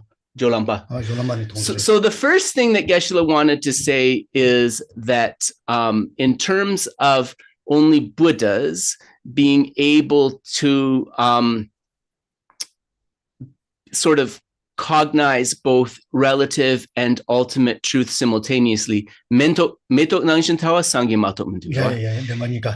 terms of being able to see them together as clearly as, for example, you see those flowers on Geshe-la's table, yes, though only a Buddha can do that. But in terms of also being able to bring relative truth into the picture, even when one is focused on ultimate truth, that is possible from the path of preparation of bodhisattvas onwards. So there's just a little bit of a caveat here before we continue.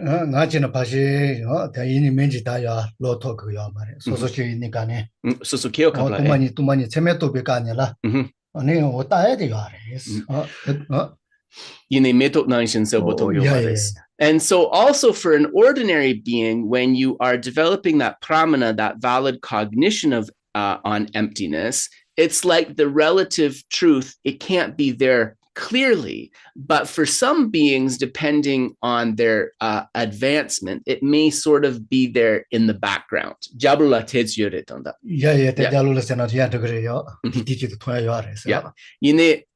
Nganso Tompani Nyamshak Depe Kaplolaya Kunzup Dempa Kare Chene Shagi Omares. Tuadire.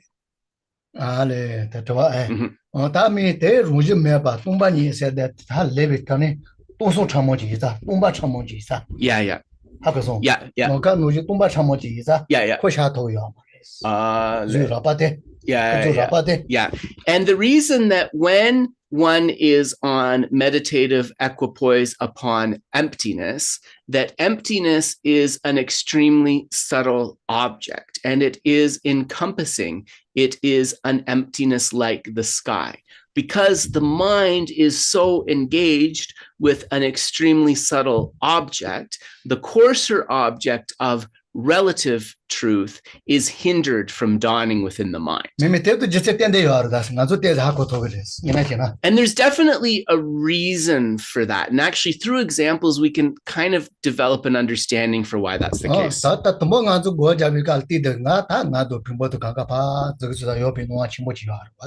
For example, when we first meditate on the self, or we first meditate upon the aggregates, it seems like there's something definitely pinpointable, or definitely a self nga pumbo nanglola chiknie tugire. It seems like there's really kind of a self that is there. It seems like there are really kind of aggregates that are really there.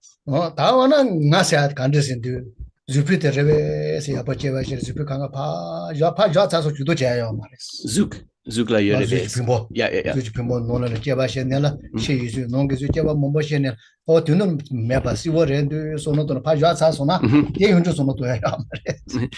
Younger son of Yomares. Yeah.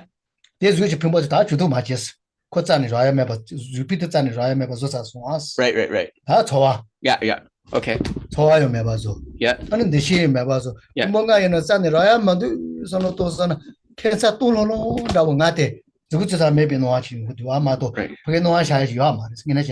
So, for example, when you are trying to meditate upon the self, and the self within the aggregates, you say, first, is there a self that is pinpointable within the aggregate of form, within the aggregate of feeling, within the aggregate of discrimination, compositional factors, and so forth? Slowly, you see that there is no self that can be identified, pinpointed within any of those. And then it comes into the mind. Then you say there's nothing pinpointable, no pinpointable self at all. There's only an emptiness of that self. And then there's that emptiness that dawns in the mind. Yeah,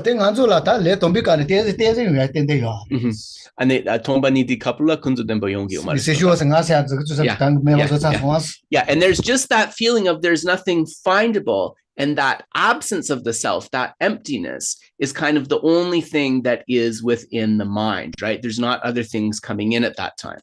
드니 오페라 바 레라 워치 페나 시나 페나 소소고 야제 탄다 이게 보고 돌라 시드니 예워도 도지요나 폴린다 워치 지요나 Yeah. 나 소소 덤보다리 호트 가다리 폴린다 워도 니 예워치 뉴스 토아치 가보용 건데 와스 Right. 나 갈래 야야야 파니 살레서나 코파티 뭐뭐 요바지 하고서나 Loma da Xing 다 장기 도도 소아데 어주자는 마도 Yeah. So it's also, to give another maybe easier example, it's if you're driving in your car and you see this large green sphere in the distance. As you drive closer, you see that that large green sphere has leaves, has twigs, has a trunk, and has all of these parts. And so once you get close there, you're only seeing the trunk and the twigs and the leaves. You're no longer seeing that sphere that you had initially apprehended, right? And in fact, in order to see that sphere, you'd like have to back up again. It's a little bit like that. It's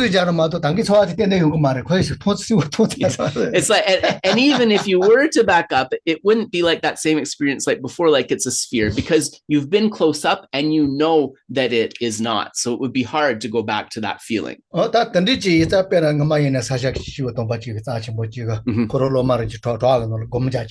Yeah.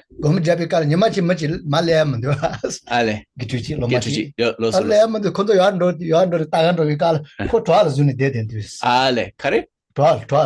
Charles? ri. Ri. Do. Ale. Yeah. Yeah. Anil magani laman de jabi ko lami yapor gaja ngisaba. So there's a story about a great Sakya master and his student, and one of his students was doing kind of advanced meditation, and then one day when the disciples were looking for him, they were not able to find him. So they went all around, and finally they found him in a cave, kind of holding on to a large boulder. And actually the Sakya master said, don't criticize him. That's a sign that he's actually very close to recognizing that object of negation. So it's actually a good thing. So, but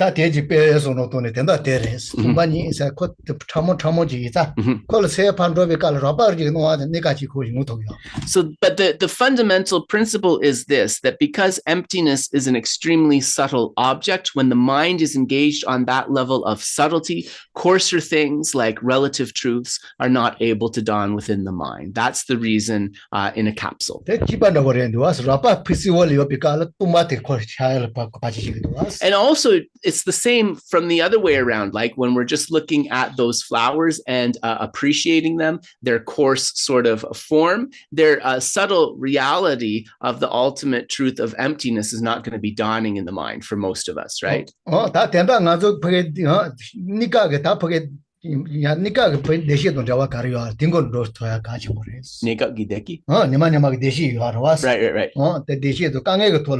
Right. And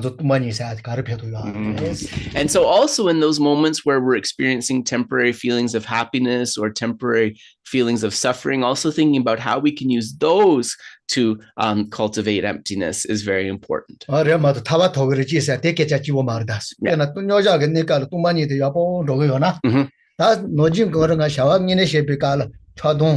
Yeah.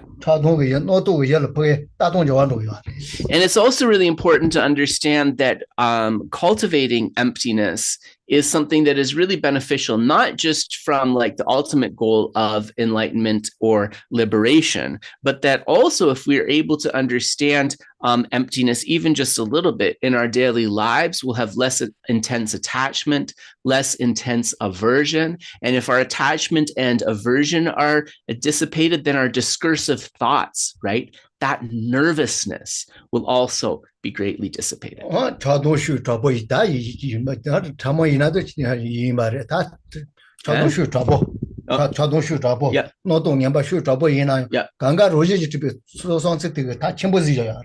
So we see that when there is a strong attachment, a strong aversion, strong discursive thought, it is really kind of related to that strong conception of inherent existence. It's only possible because of that strong conception of inherent existence. 하고서 왔다 대빙아 다 동반인 건 로그 요매 다삭 조지들이 있단다.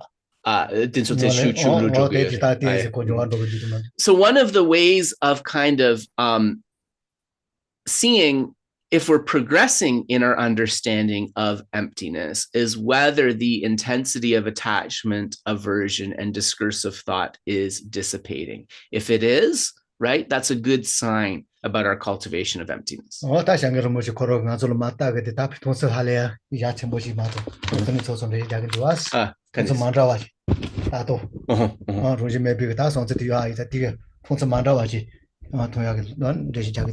Holiness the Dalai Lama has mentioned that when he looks out like at a crowd of people, because of his understanding of their lack of inherent existence, the way that he sees them will be quite different than the way another person would see that crowd.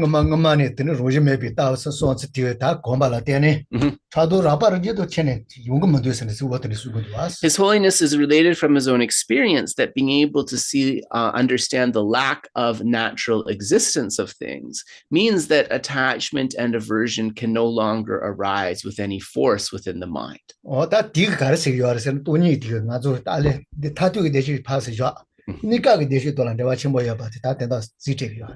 shows us that understanding emptiness is not only related to our ultimate happiness of liberation, it is also related to our temperaments. So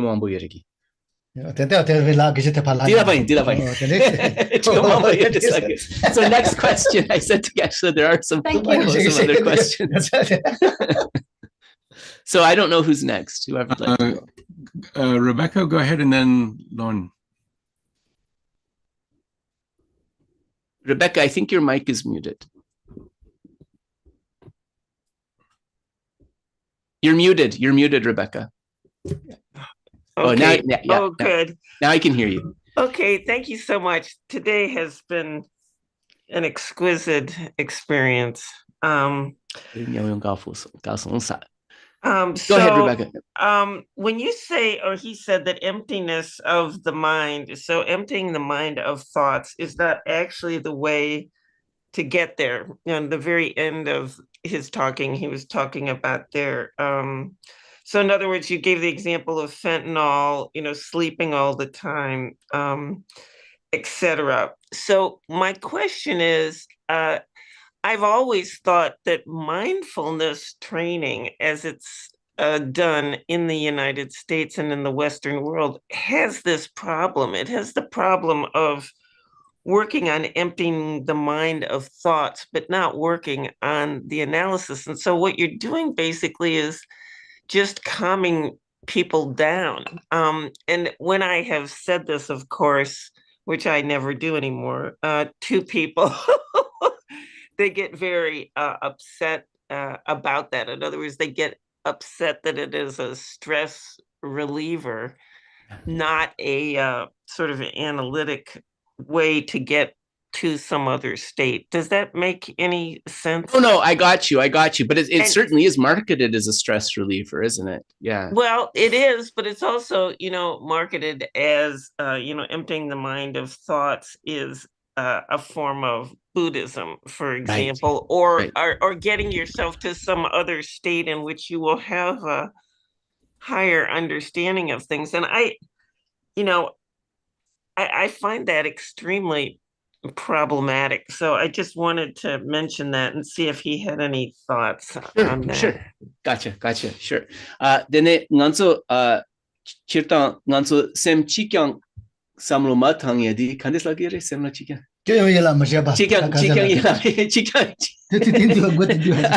Chikyang lami chepa di ruwa nganso nekap gi dungel matok mepa soya di pentokyo mares dene di chikpo drona kadine ni kuya dang chema karpo saya dang dapo chagire duas karin sana sorwa di netets lulu chegire shine ngune ginyota di mepa so tugi mares ine temdu ginesu nangula so mindfulness na bakyo ginesu di mimambu di chigire dua ine konso di bakyo ginesu chigire shine ngune konso semla chikyang samlo matang yagi tawa dapo chigires dene dela tene di gom jabtang di lulu chaya gi tap chik matok pentok sheda yomares, Korean sena ngune netsu hakoya yomares. Ine konso bakyo chikpo la tene dene ngaronso di kandesla kore shepa halepetsa chambochik hako tugires. Ine kochena di yomares ane di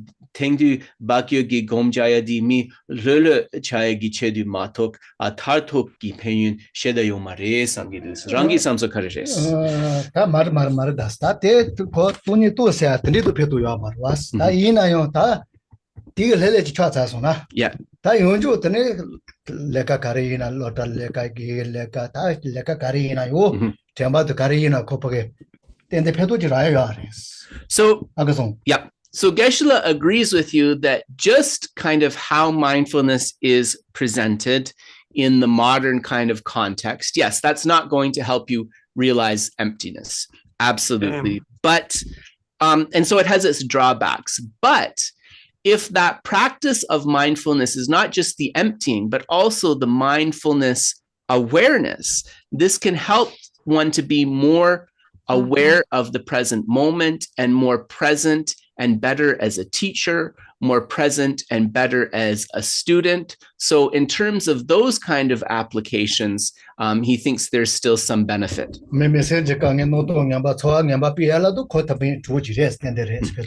It can also be an assisting factor to just really kind of a method, like to reduce those intense experiences of suffering, those intense experiences of discursive thought, and just to be able to kind of open into some relaxation. So from that point of view, there can be a benefit. But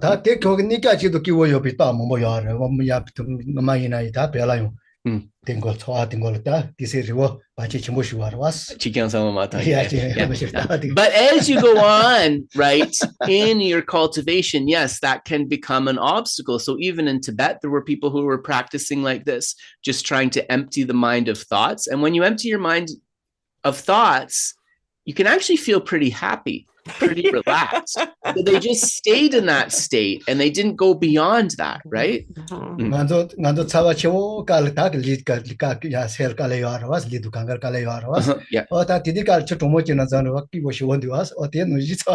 Yeah. So if you're able to do this effectively, it's said that it's almost like you're in an unbearable heat wave and you first dive into a lake.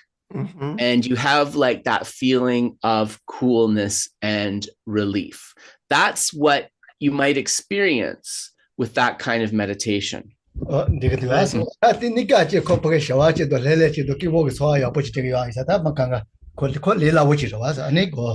And so because it's easier to cultivate than other forms of meditation, and it does give you a happy feeling of peace and just relief, that's the reason probably why it's so popular, right? Right. Yeah. Oh,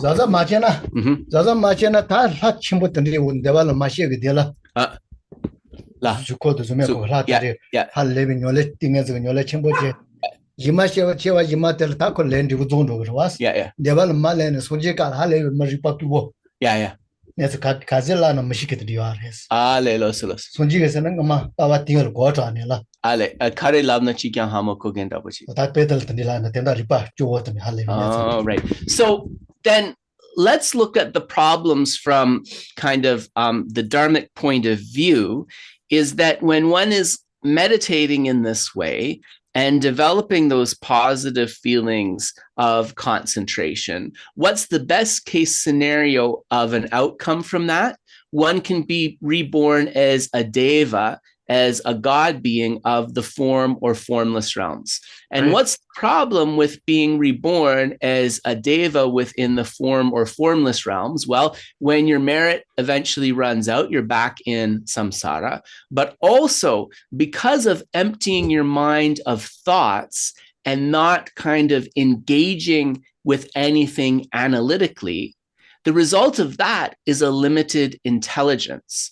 And in the Buddhist scriptures, there are many students of the Buddha who kind of no matter how many times he explained something to them, they weren't really able to get it. And people ask the Buddha, why does Bhikkhu so-and-so have such a difficulty understanding this compared to everybody. And the Buddha said it's because of practicing that kind of meditation, of emptying the mind of thoughts and developing samadhi, concentration in that way.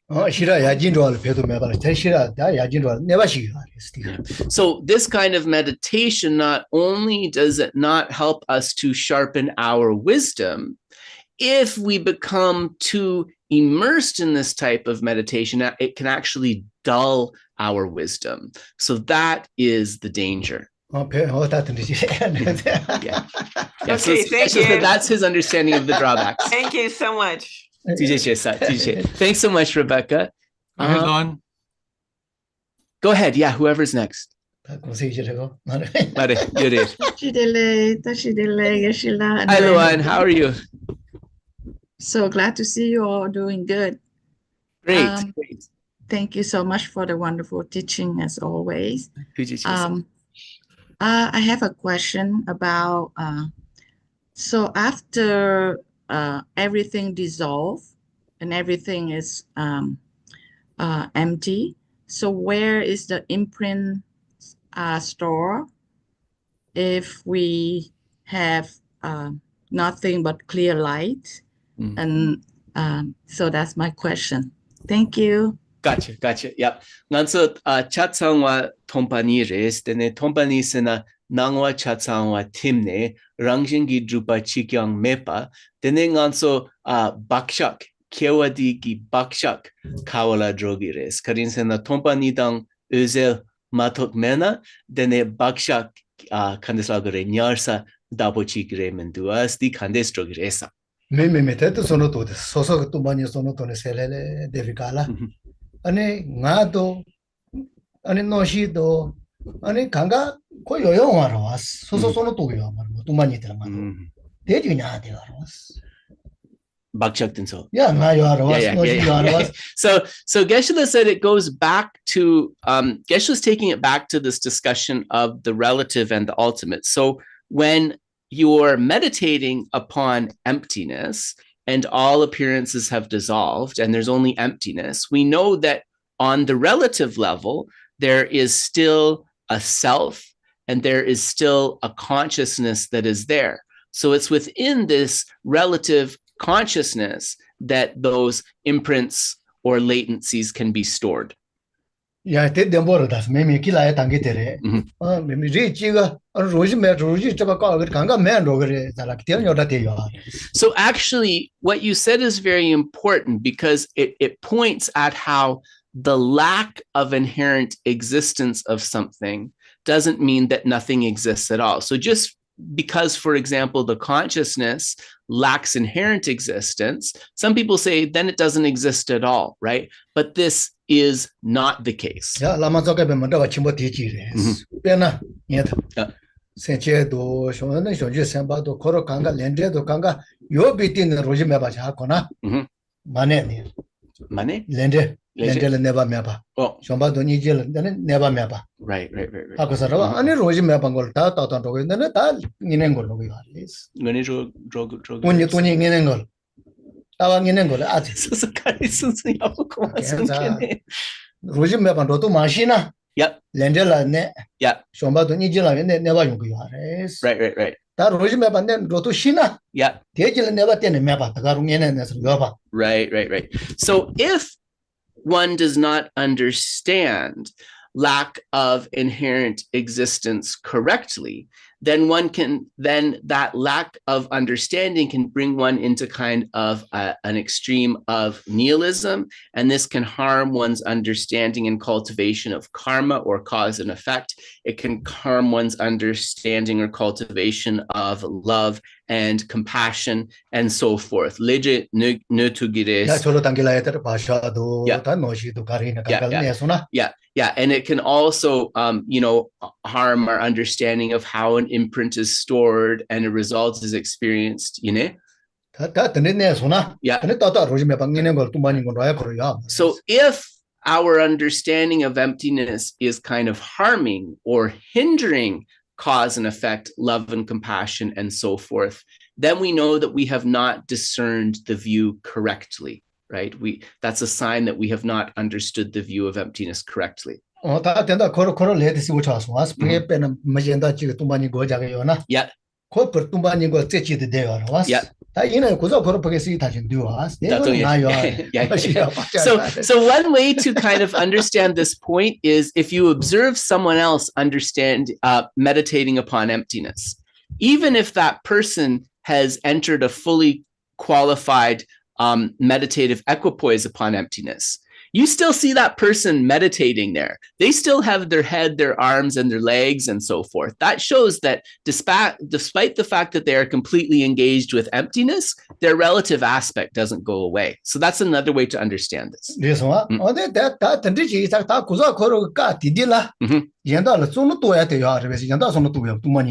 Yeah.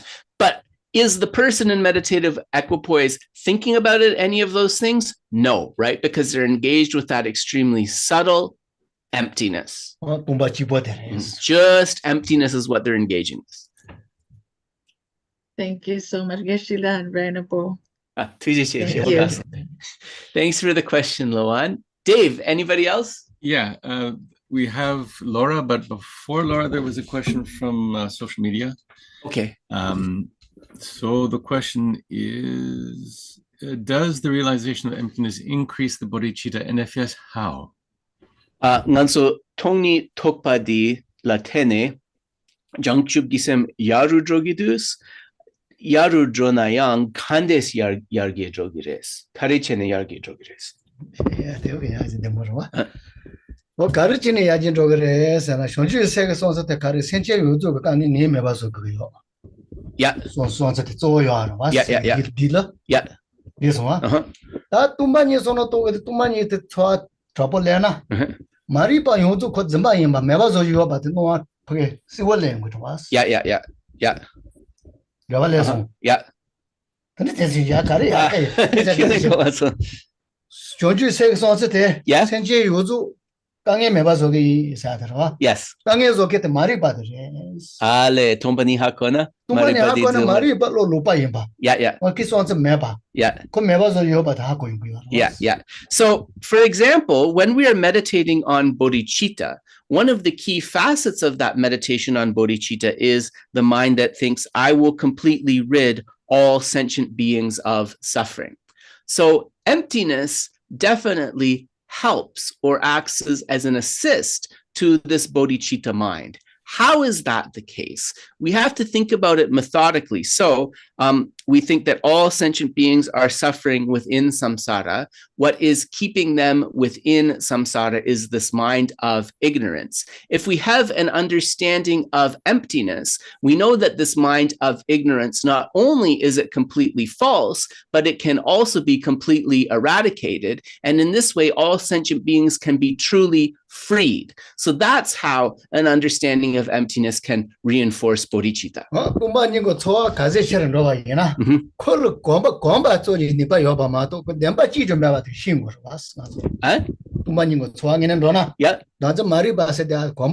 Yeah. As we become more experienced and refined in our understanding of emptiness, we'll begin to see that ignorance grasping at the self has no grounding in truth or reason whatsoever. It is only such a problem for us because of habituation, because we are used to thinking in this way. If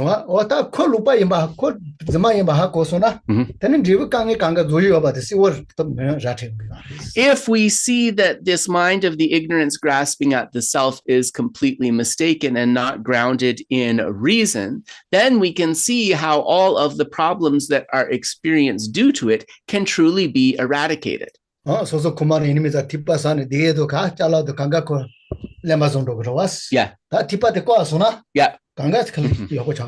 It's like you have a really bad leak in the ceiling of your house, right? You can clear away the carpet and the couch and all of the cushions that are wet.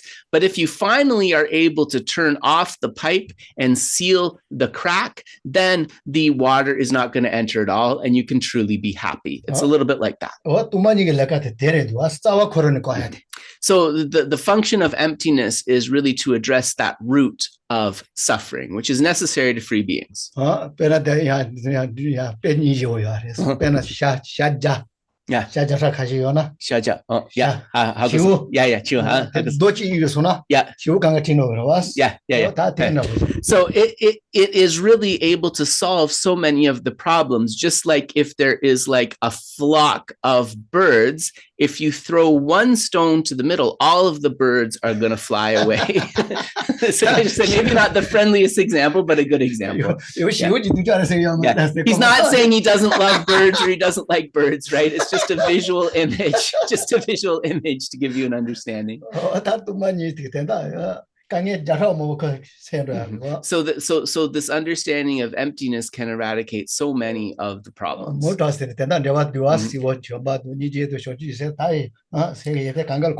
So hopefully you can see through that example how emptiness can reinforce and bolster all of the other positive minds, love, compassion, bodhicitta, and so forth.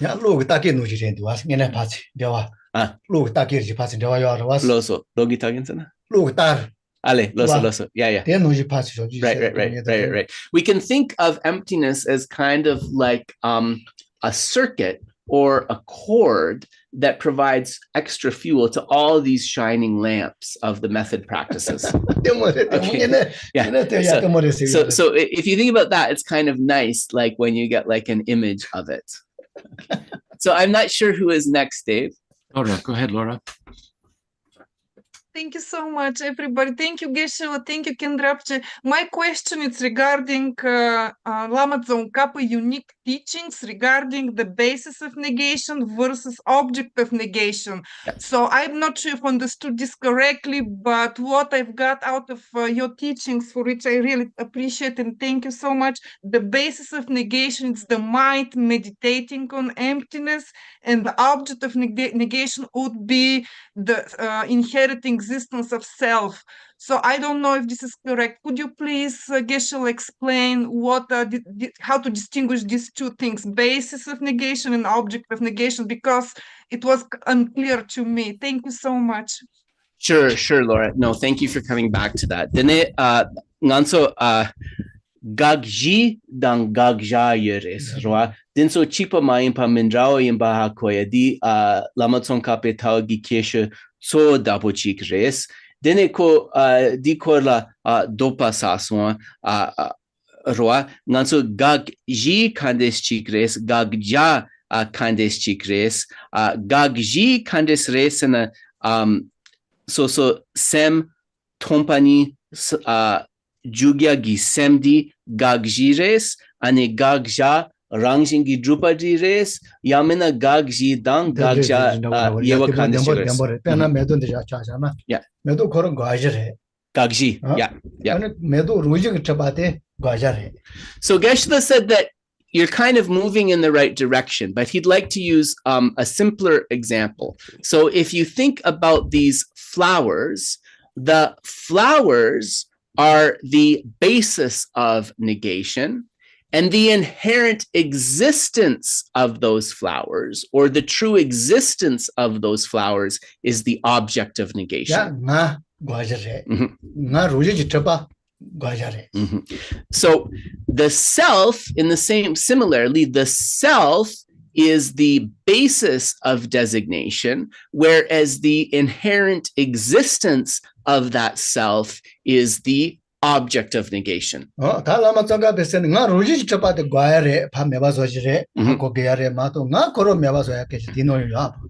Tsongkhapa stated very clearly, what we're trying to eradicate is this conception of inherent existence of the self or the I. We don't need to get rid of the self or the I, just that conception of inherent existence of the self or the I. So the person who feels happy, the person who is wearing clothes, the person who is eating food, we don't need to get rid of that. That's not the problem. What we need to get rid of is the conception of true or inherent existence that comes along with that. Yeah. So that's how to distinguish between the basis of negation and the object of negation. Laura, did that help you at all? Yes, thank you so Okay. much. It was very helpful. I wasn't sure if that was related to the previous talk regarding objects versus subject of negation. Right, right. Is it the same like basis of negation versus object of Okay. negation? That was confusing to me. Well, that's a whole. Well, I can. Yeah. You want me to ask that? I can ask that. That's a whole other can of worms, though, because the basis of negation and the object of negation, and then you have the object and the subject, right? Yes, and yeah, that's exactly a little bit different. That was, throwing me off, because then you involve the mind who meditates on, emptiness, which is actually the subject. But that because it was kind of, like you moved next to the next topic, of the Lama Tsongkhapa teaching. I couldn't see the connection. Thank you so much. I apologize for. No, I totally no. We were on an express train today, so kind of everything came together, and there wasn't a lot of time to distinguish the nuances. So I am going to ask about this for you, Laura, if you like, and then we can move on to the next question. Nanso di gagsha dang gagji yewa kandesh chikres. Inenganso yang yul dang yulchen korla mambochik lab so dinso nyamdu kandesh drogires gidu. Yeah, then je tangisi was. Yeah. Meta gaja to gaja tanda yawa shasa was. Yeah. Medu te gaja. Yeah. Medu demba chapate. Yeah. Yeah. Gaja. Yeah. So just to summarize again, the basis of negation is the flowers, and the object of negation is the inherent existence of those flowers. Medu demba chapate roji chapate na yoga. Medu roji chapate. Yeah. Gaja yemama yej gaja. Yogi Gaja. Yeah. And so the natural existence of the flowers, is the object of negation. It also sounds a little funny because you're saying object twice, but you really have to translate this word. It's the object of negation. Medu roji chapate yo marwas yej gaja de yo mares. Ina yo. Yeah. Yeah. So there is a lack of inherent existence of those flowers, but there's a mind, despite that's the reality, there's a mind that thinks those flowers exist inherently. The mind that thinks those flowers exist inherently is the subject object of negation, or the object possessor object of negation. Is it clear now, Laura? Yes, thank you so much. That was very helpful. Thank you. I appreciate it. Thank you, Geshe. Thank you. Thank you, Candrakīrti. Yeah. No problem. You're welcome. By the way, it's Chiclago. By the way, it's just good old Kedrup. Kedrupje is like Lord Kedrup, so just Kedrup is fine, Laura. You're very kind. Yeah. He said Kedrup likes the big titles. No, just Kedrup is good. Just Kedrup is good. Thank you so much. Gaja. Yeah. Gaja. Yeah. Ijeji gaja. Sum eh. Yeah. So let's break it down into three according to Laura's question, right? The object of negation, the basis of negation, and a yulgigagja. And the object of negation. Yeah. Gagja di?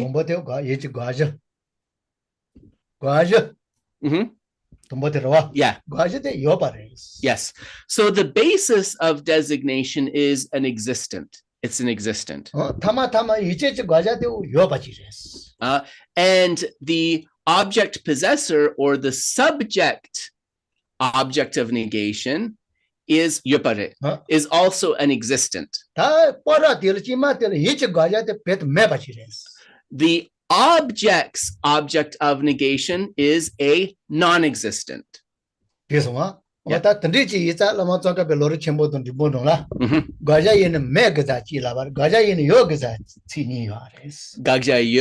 yope gagja dang. Right. bet mepa ji gares chichila. Right. Yo dise chela gwaja in yo gares chichila. And understanding this is key to understanding the different sections of Lama Tsongkhapa's Lamrim Tingbo, middle length treatise on the stages of the path. Sorry, Lamrim Chenpo Chipo. Chenpo de nibonika. So understanding this is very important to understanding different passages of the great treatise on the stages of the path and the middling treatise on the stages of the path, where sometimes Lama Tsongkhapa is talking about the object of negation as a non-existent, and sometimes Lama Tsongkhapa is talking about the object of negation as an existent. So understanding the previous point that Geshe made can help you uncover why that is. This one, gwaja in megasachi like the tekare, Sekeshibikala. Yeah. Okay, too many Keshibikala, Yiji gwaja. So if you're saying the object of negation has to be a non-existent, then how do we relate to that? Yulgi gagja. Oh, the object of negation has to be a non-existent. I'll say that again. The object of negation has to be a non-existent.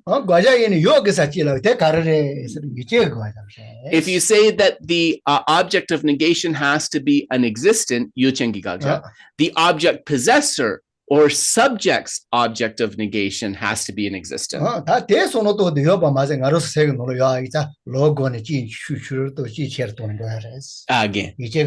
Yeah.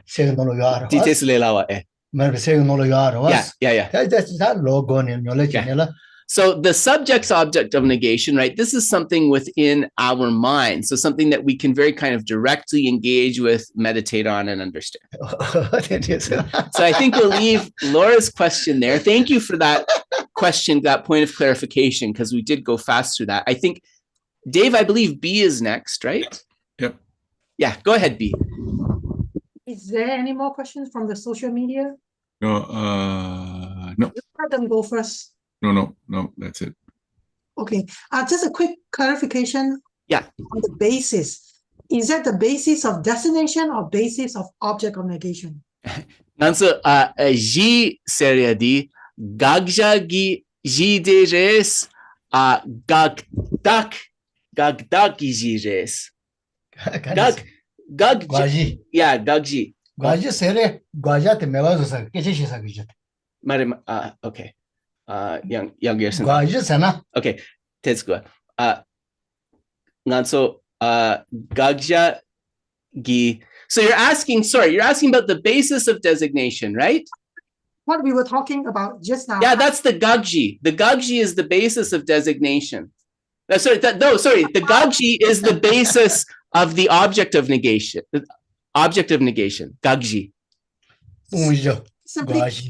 There's just like there's the basis of emptiness, tongji, the basis of the object of negation or the basis of negation, gagji. So basis of destination and basis of object of negation actually are two different things.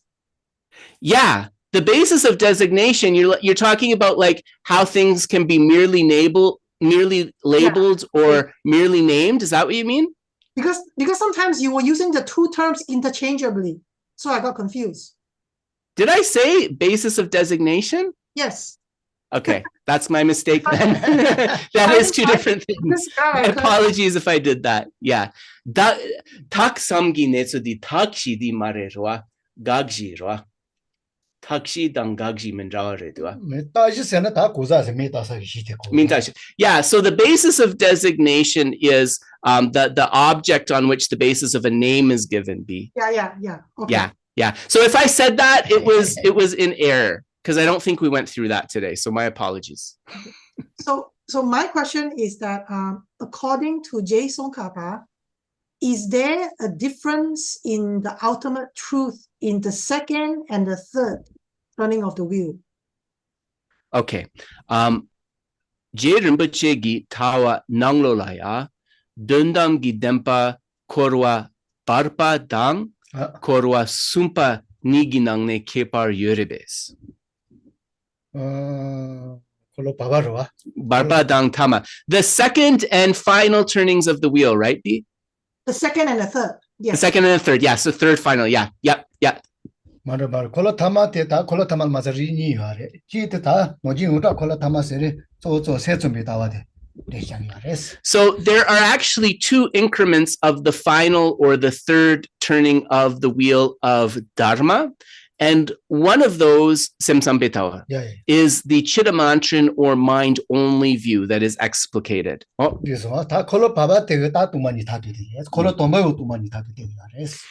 the first and the second turnings of the wheel are exclusively the final view of emptiness. Kolo tambodang barma niga. Yeah.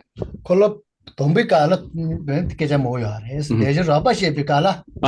Deja tel dembaji. Oh, dembaji. Yeah. Tamo do rapani dejigares. Yeah. Rapate tomoares. Right. Tamosale bikala. Yeah. Mm-hmm. So, for example, in the first turning of the wheel, the Four Noble Truths are explicated in a coarser way and in a subtle way. So the Four Noble Truths in their coarser increment is kind of a common understanding, but when the Four Noble Truths are taught in the subtle way, then this is the ultimate truth and is the same as the middle turning of the wheel. So you could say that both the first and middle or second turnings of the wheel are revealing ultimate truth. Ane tamadi chik sem sampa jendagdi nigi dabo chikres. Ale ine jendagieres. Karen so tambo dabo chik cancel off. Yeah, yeah. So within the final turning of the wheel, they're mostly Chittamantran or mind-only understandings, but there is also a sutra that relates to the Tathagata essence, and that understanding can also be comprehended as a middle way teaching. So that's why we would say the final turning of the wheel is mostly Chittamantran, but not exclusively so. Okay. All right. Okay, thank you. Yeah. You're welcome, B. You're welcome. Yeah, that is so. Yeah. Dave, go ahead. Yeah. Thank you very much. I'm still would like to go back to the question about the So given that an object's possessor object of negation is an existent, what is the mode of abiding of this existence? And so, can I do that one first? Yep. Okay. Nansa the yul chen gi gagsha di yupa yingores. Tene yul chen gi gagsha di netsu neluk kandes chikres. Neluk kandes chikres. Ichechi gajarwa. Yeah, yuchen gi gaja neluk kandes chikres. Neluk kandes re. Ichechi gaja te neluk kandes re zalaba. Neluk serela ta call maybe that can nilu carresana con nilu momoyores. Kisons carresana in a gaja mebachilla, gaja chamo.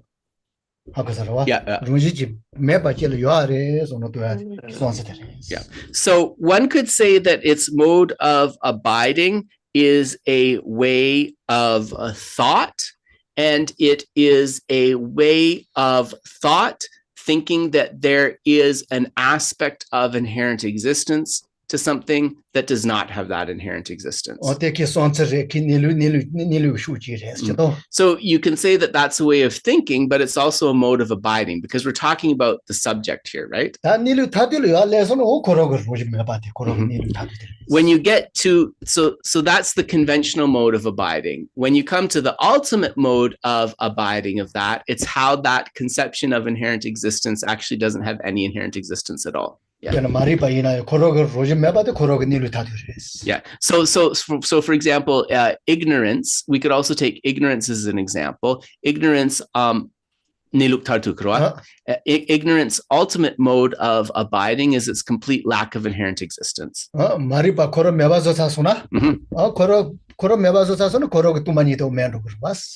So then once ignorance is eliminated, the interesting thing is once ignorance is eliminated, cognizant with that, the emptiness of the ignorance in particular is also eliminated. So the object and its emptiness are eliminated. Pena ta shilo ko mo do as ko rumo chitana. Yeah. Ko na. Yeah. Rumo de kor mewazo gamar kor me se te me ita kor me.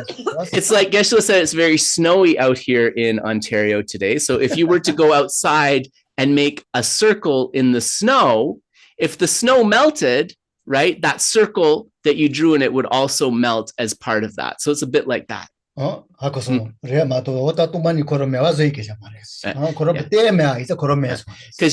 don't have to get rid of the emptiness of that particular object, because you've gotten rid of the basis of that object's emptiness also dissipates when the object is eliminated. So it's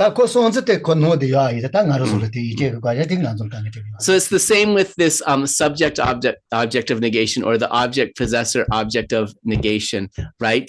Because it is like a particularly mistaken thought that is grasping at the inherent existence of something. When we get rid of that mistaken thought, the inherent existence, which also dawns independence upon that mistaken thought, is also eliminated. Yeah. So it's interesting here when we talk about the object possessor, because the object possessor wisdom has to eliminate the object possessor object of negation, actually. Yeah. So is it correct then to say that the object possessor's object of negation is actually a conventional reality? Okay. Yulchen gi gagja di dende yimpa yinditsane yulchen gi gagja di kunzop dempa res labna digirebes. Yes. In fact, it's a pervasion. It's a pervasion. So it's a pervasion that the object possessor's object of negation is a relative truth. It's also a pervasion that it is a consciousness. Okay, so then I don't see why making a distinction between the object's object of negation and the object possessor's object of negation. What's the if they're both conventional reality, then why say that they're different? Oh, yeah, okay. Nganso yul chen gi gagja dang yul gi gagja kare chene yewa che gores. Konso niga kunzo dempa yena den yewa che goya mendus. Well, remember though, we said that the object of negation is not a non-existent. So you can't say it's a relative truth because it's a non-existent. It's something that doesn't exist at all. It's like a rabbit's horn. The object possessor's object of negation, or the subject object of negation, is an existent. So we have this appearance that the object's object of negation is something that is existent, but in fact it doesn't exist at all. So that's why we have to differentiate between the object and subject. Yeah. So, but from the subject object of negation, right? The object possessor object of negation, that's our mind, right? So that isn't existent, right? The subject is the person that's meditating. The object is the object of inherent existence itself. Yeah, this so. So Geshe said that finishes it. Maybe I have to go do 3.5 million prostrations. I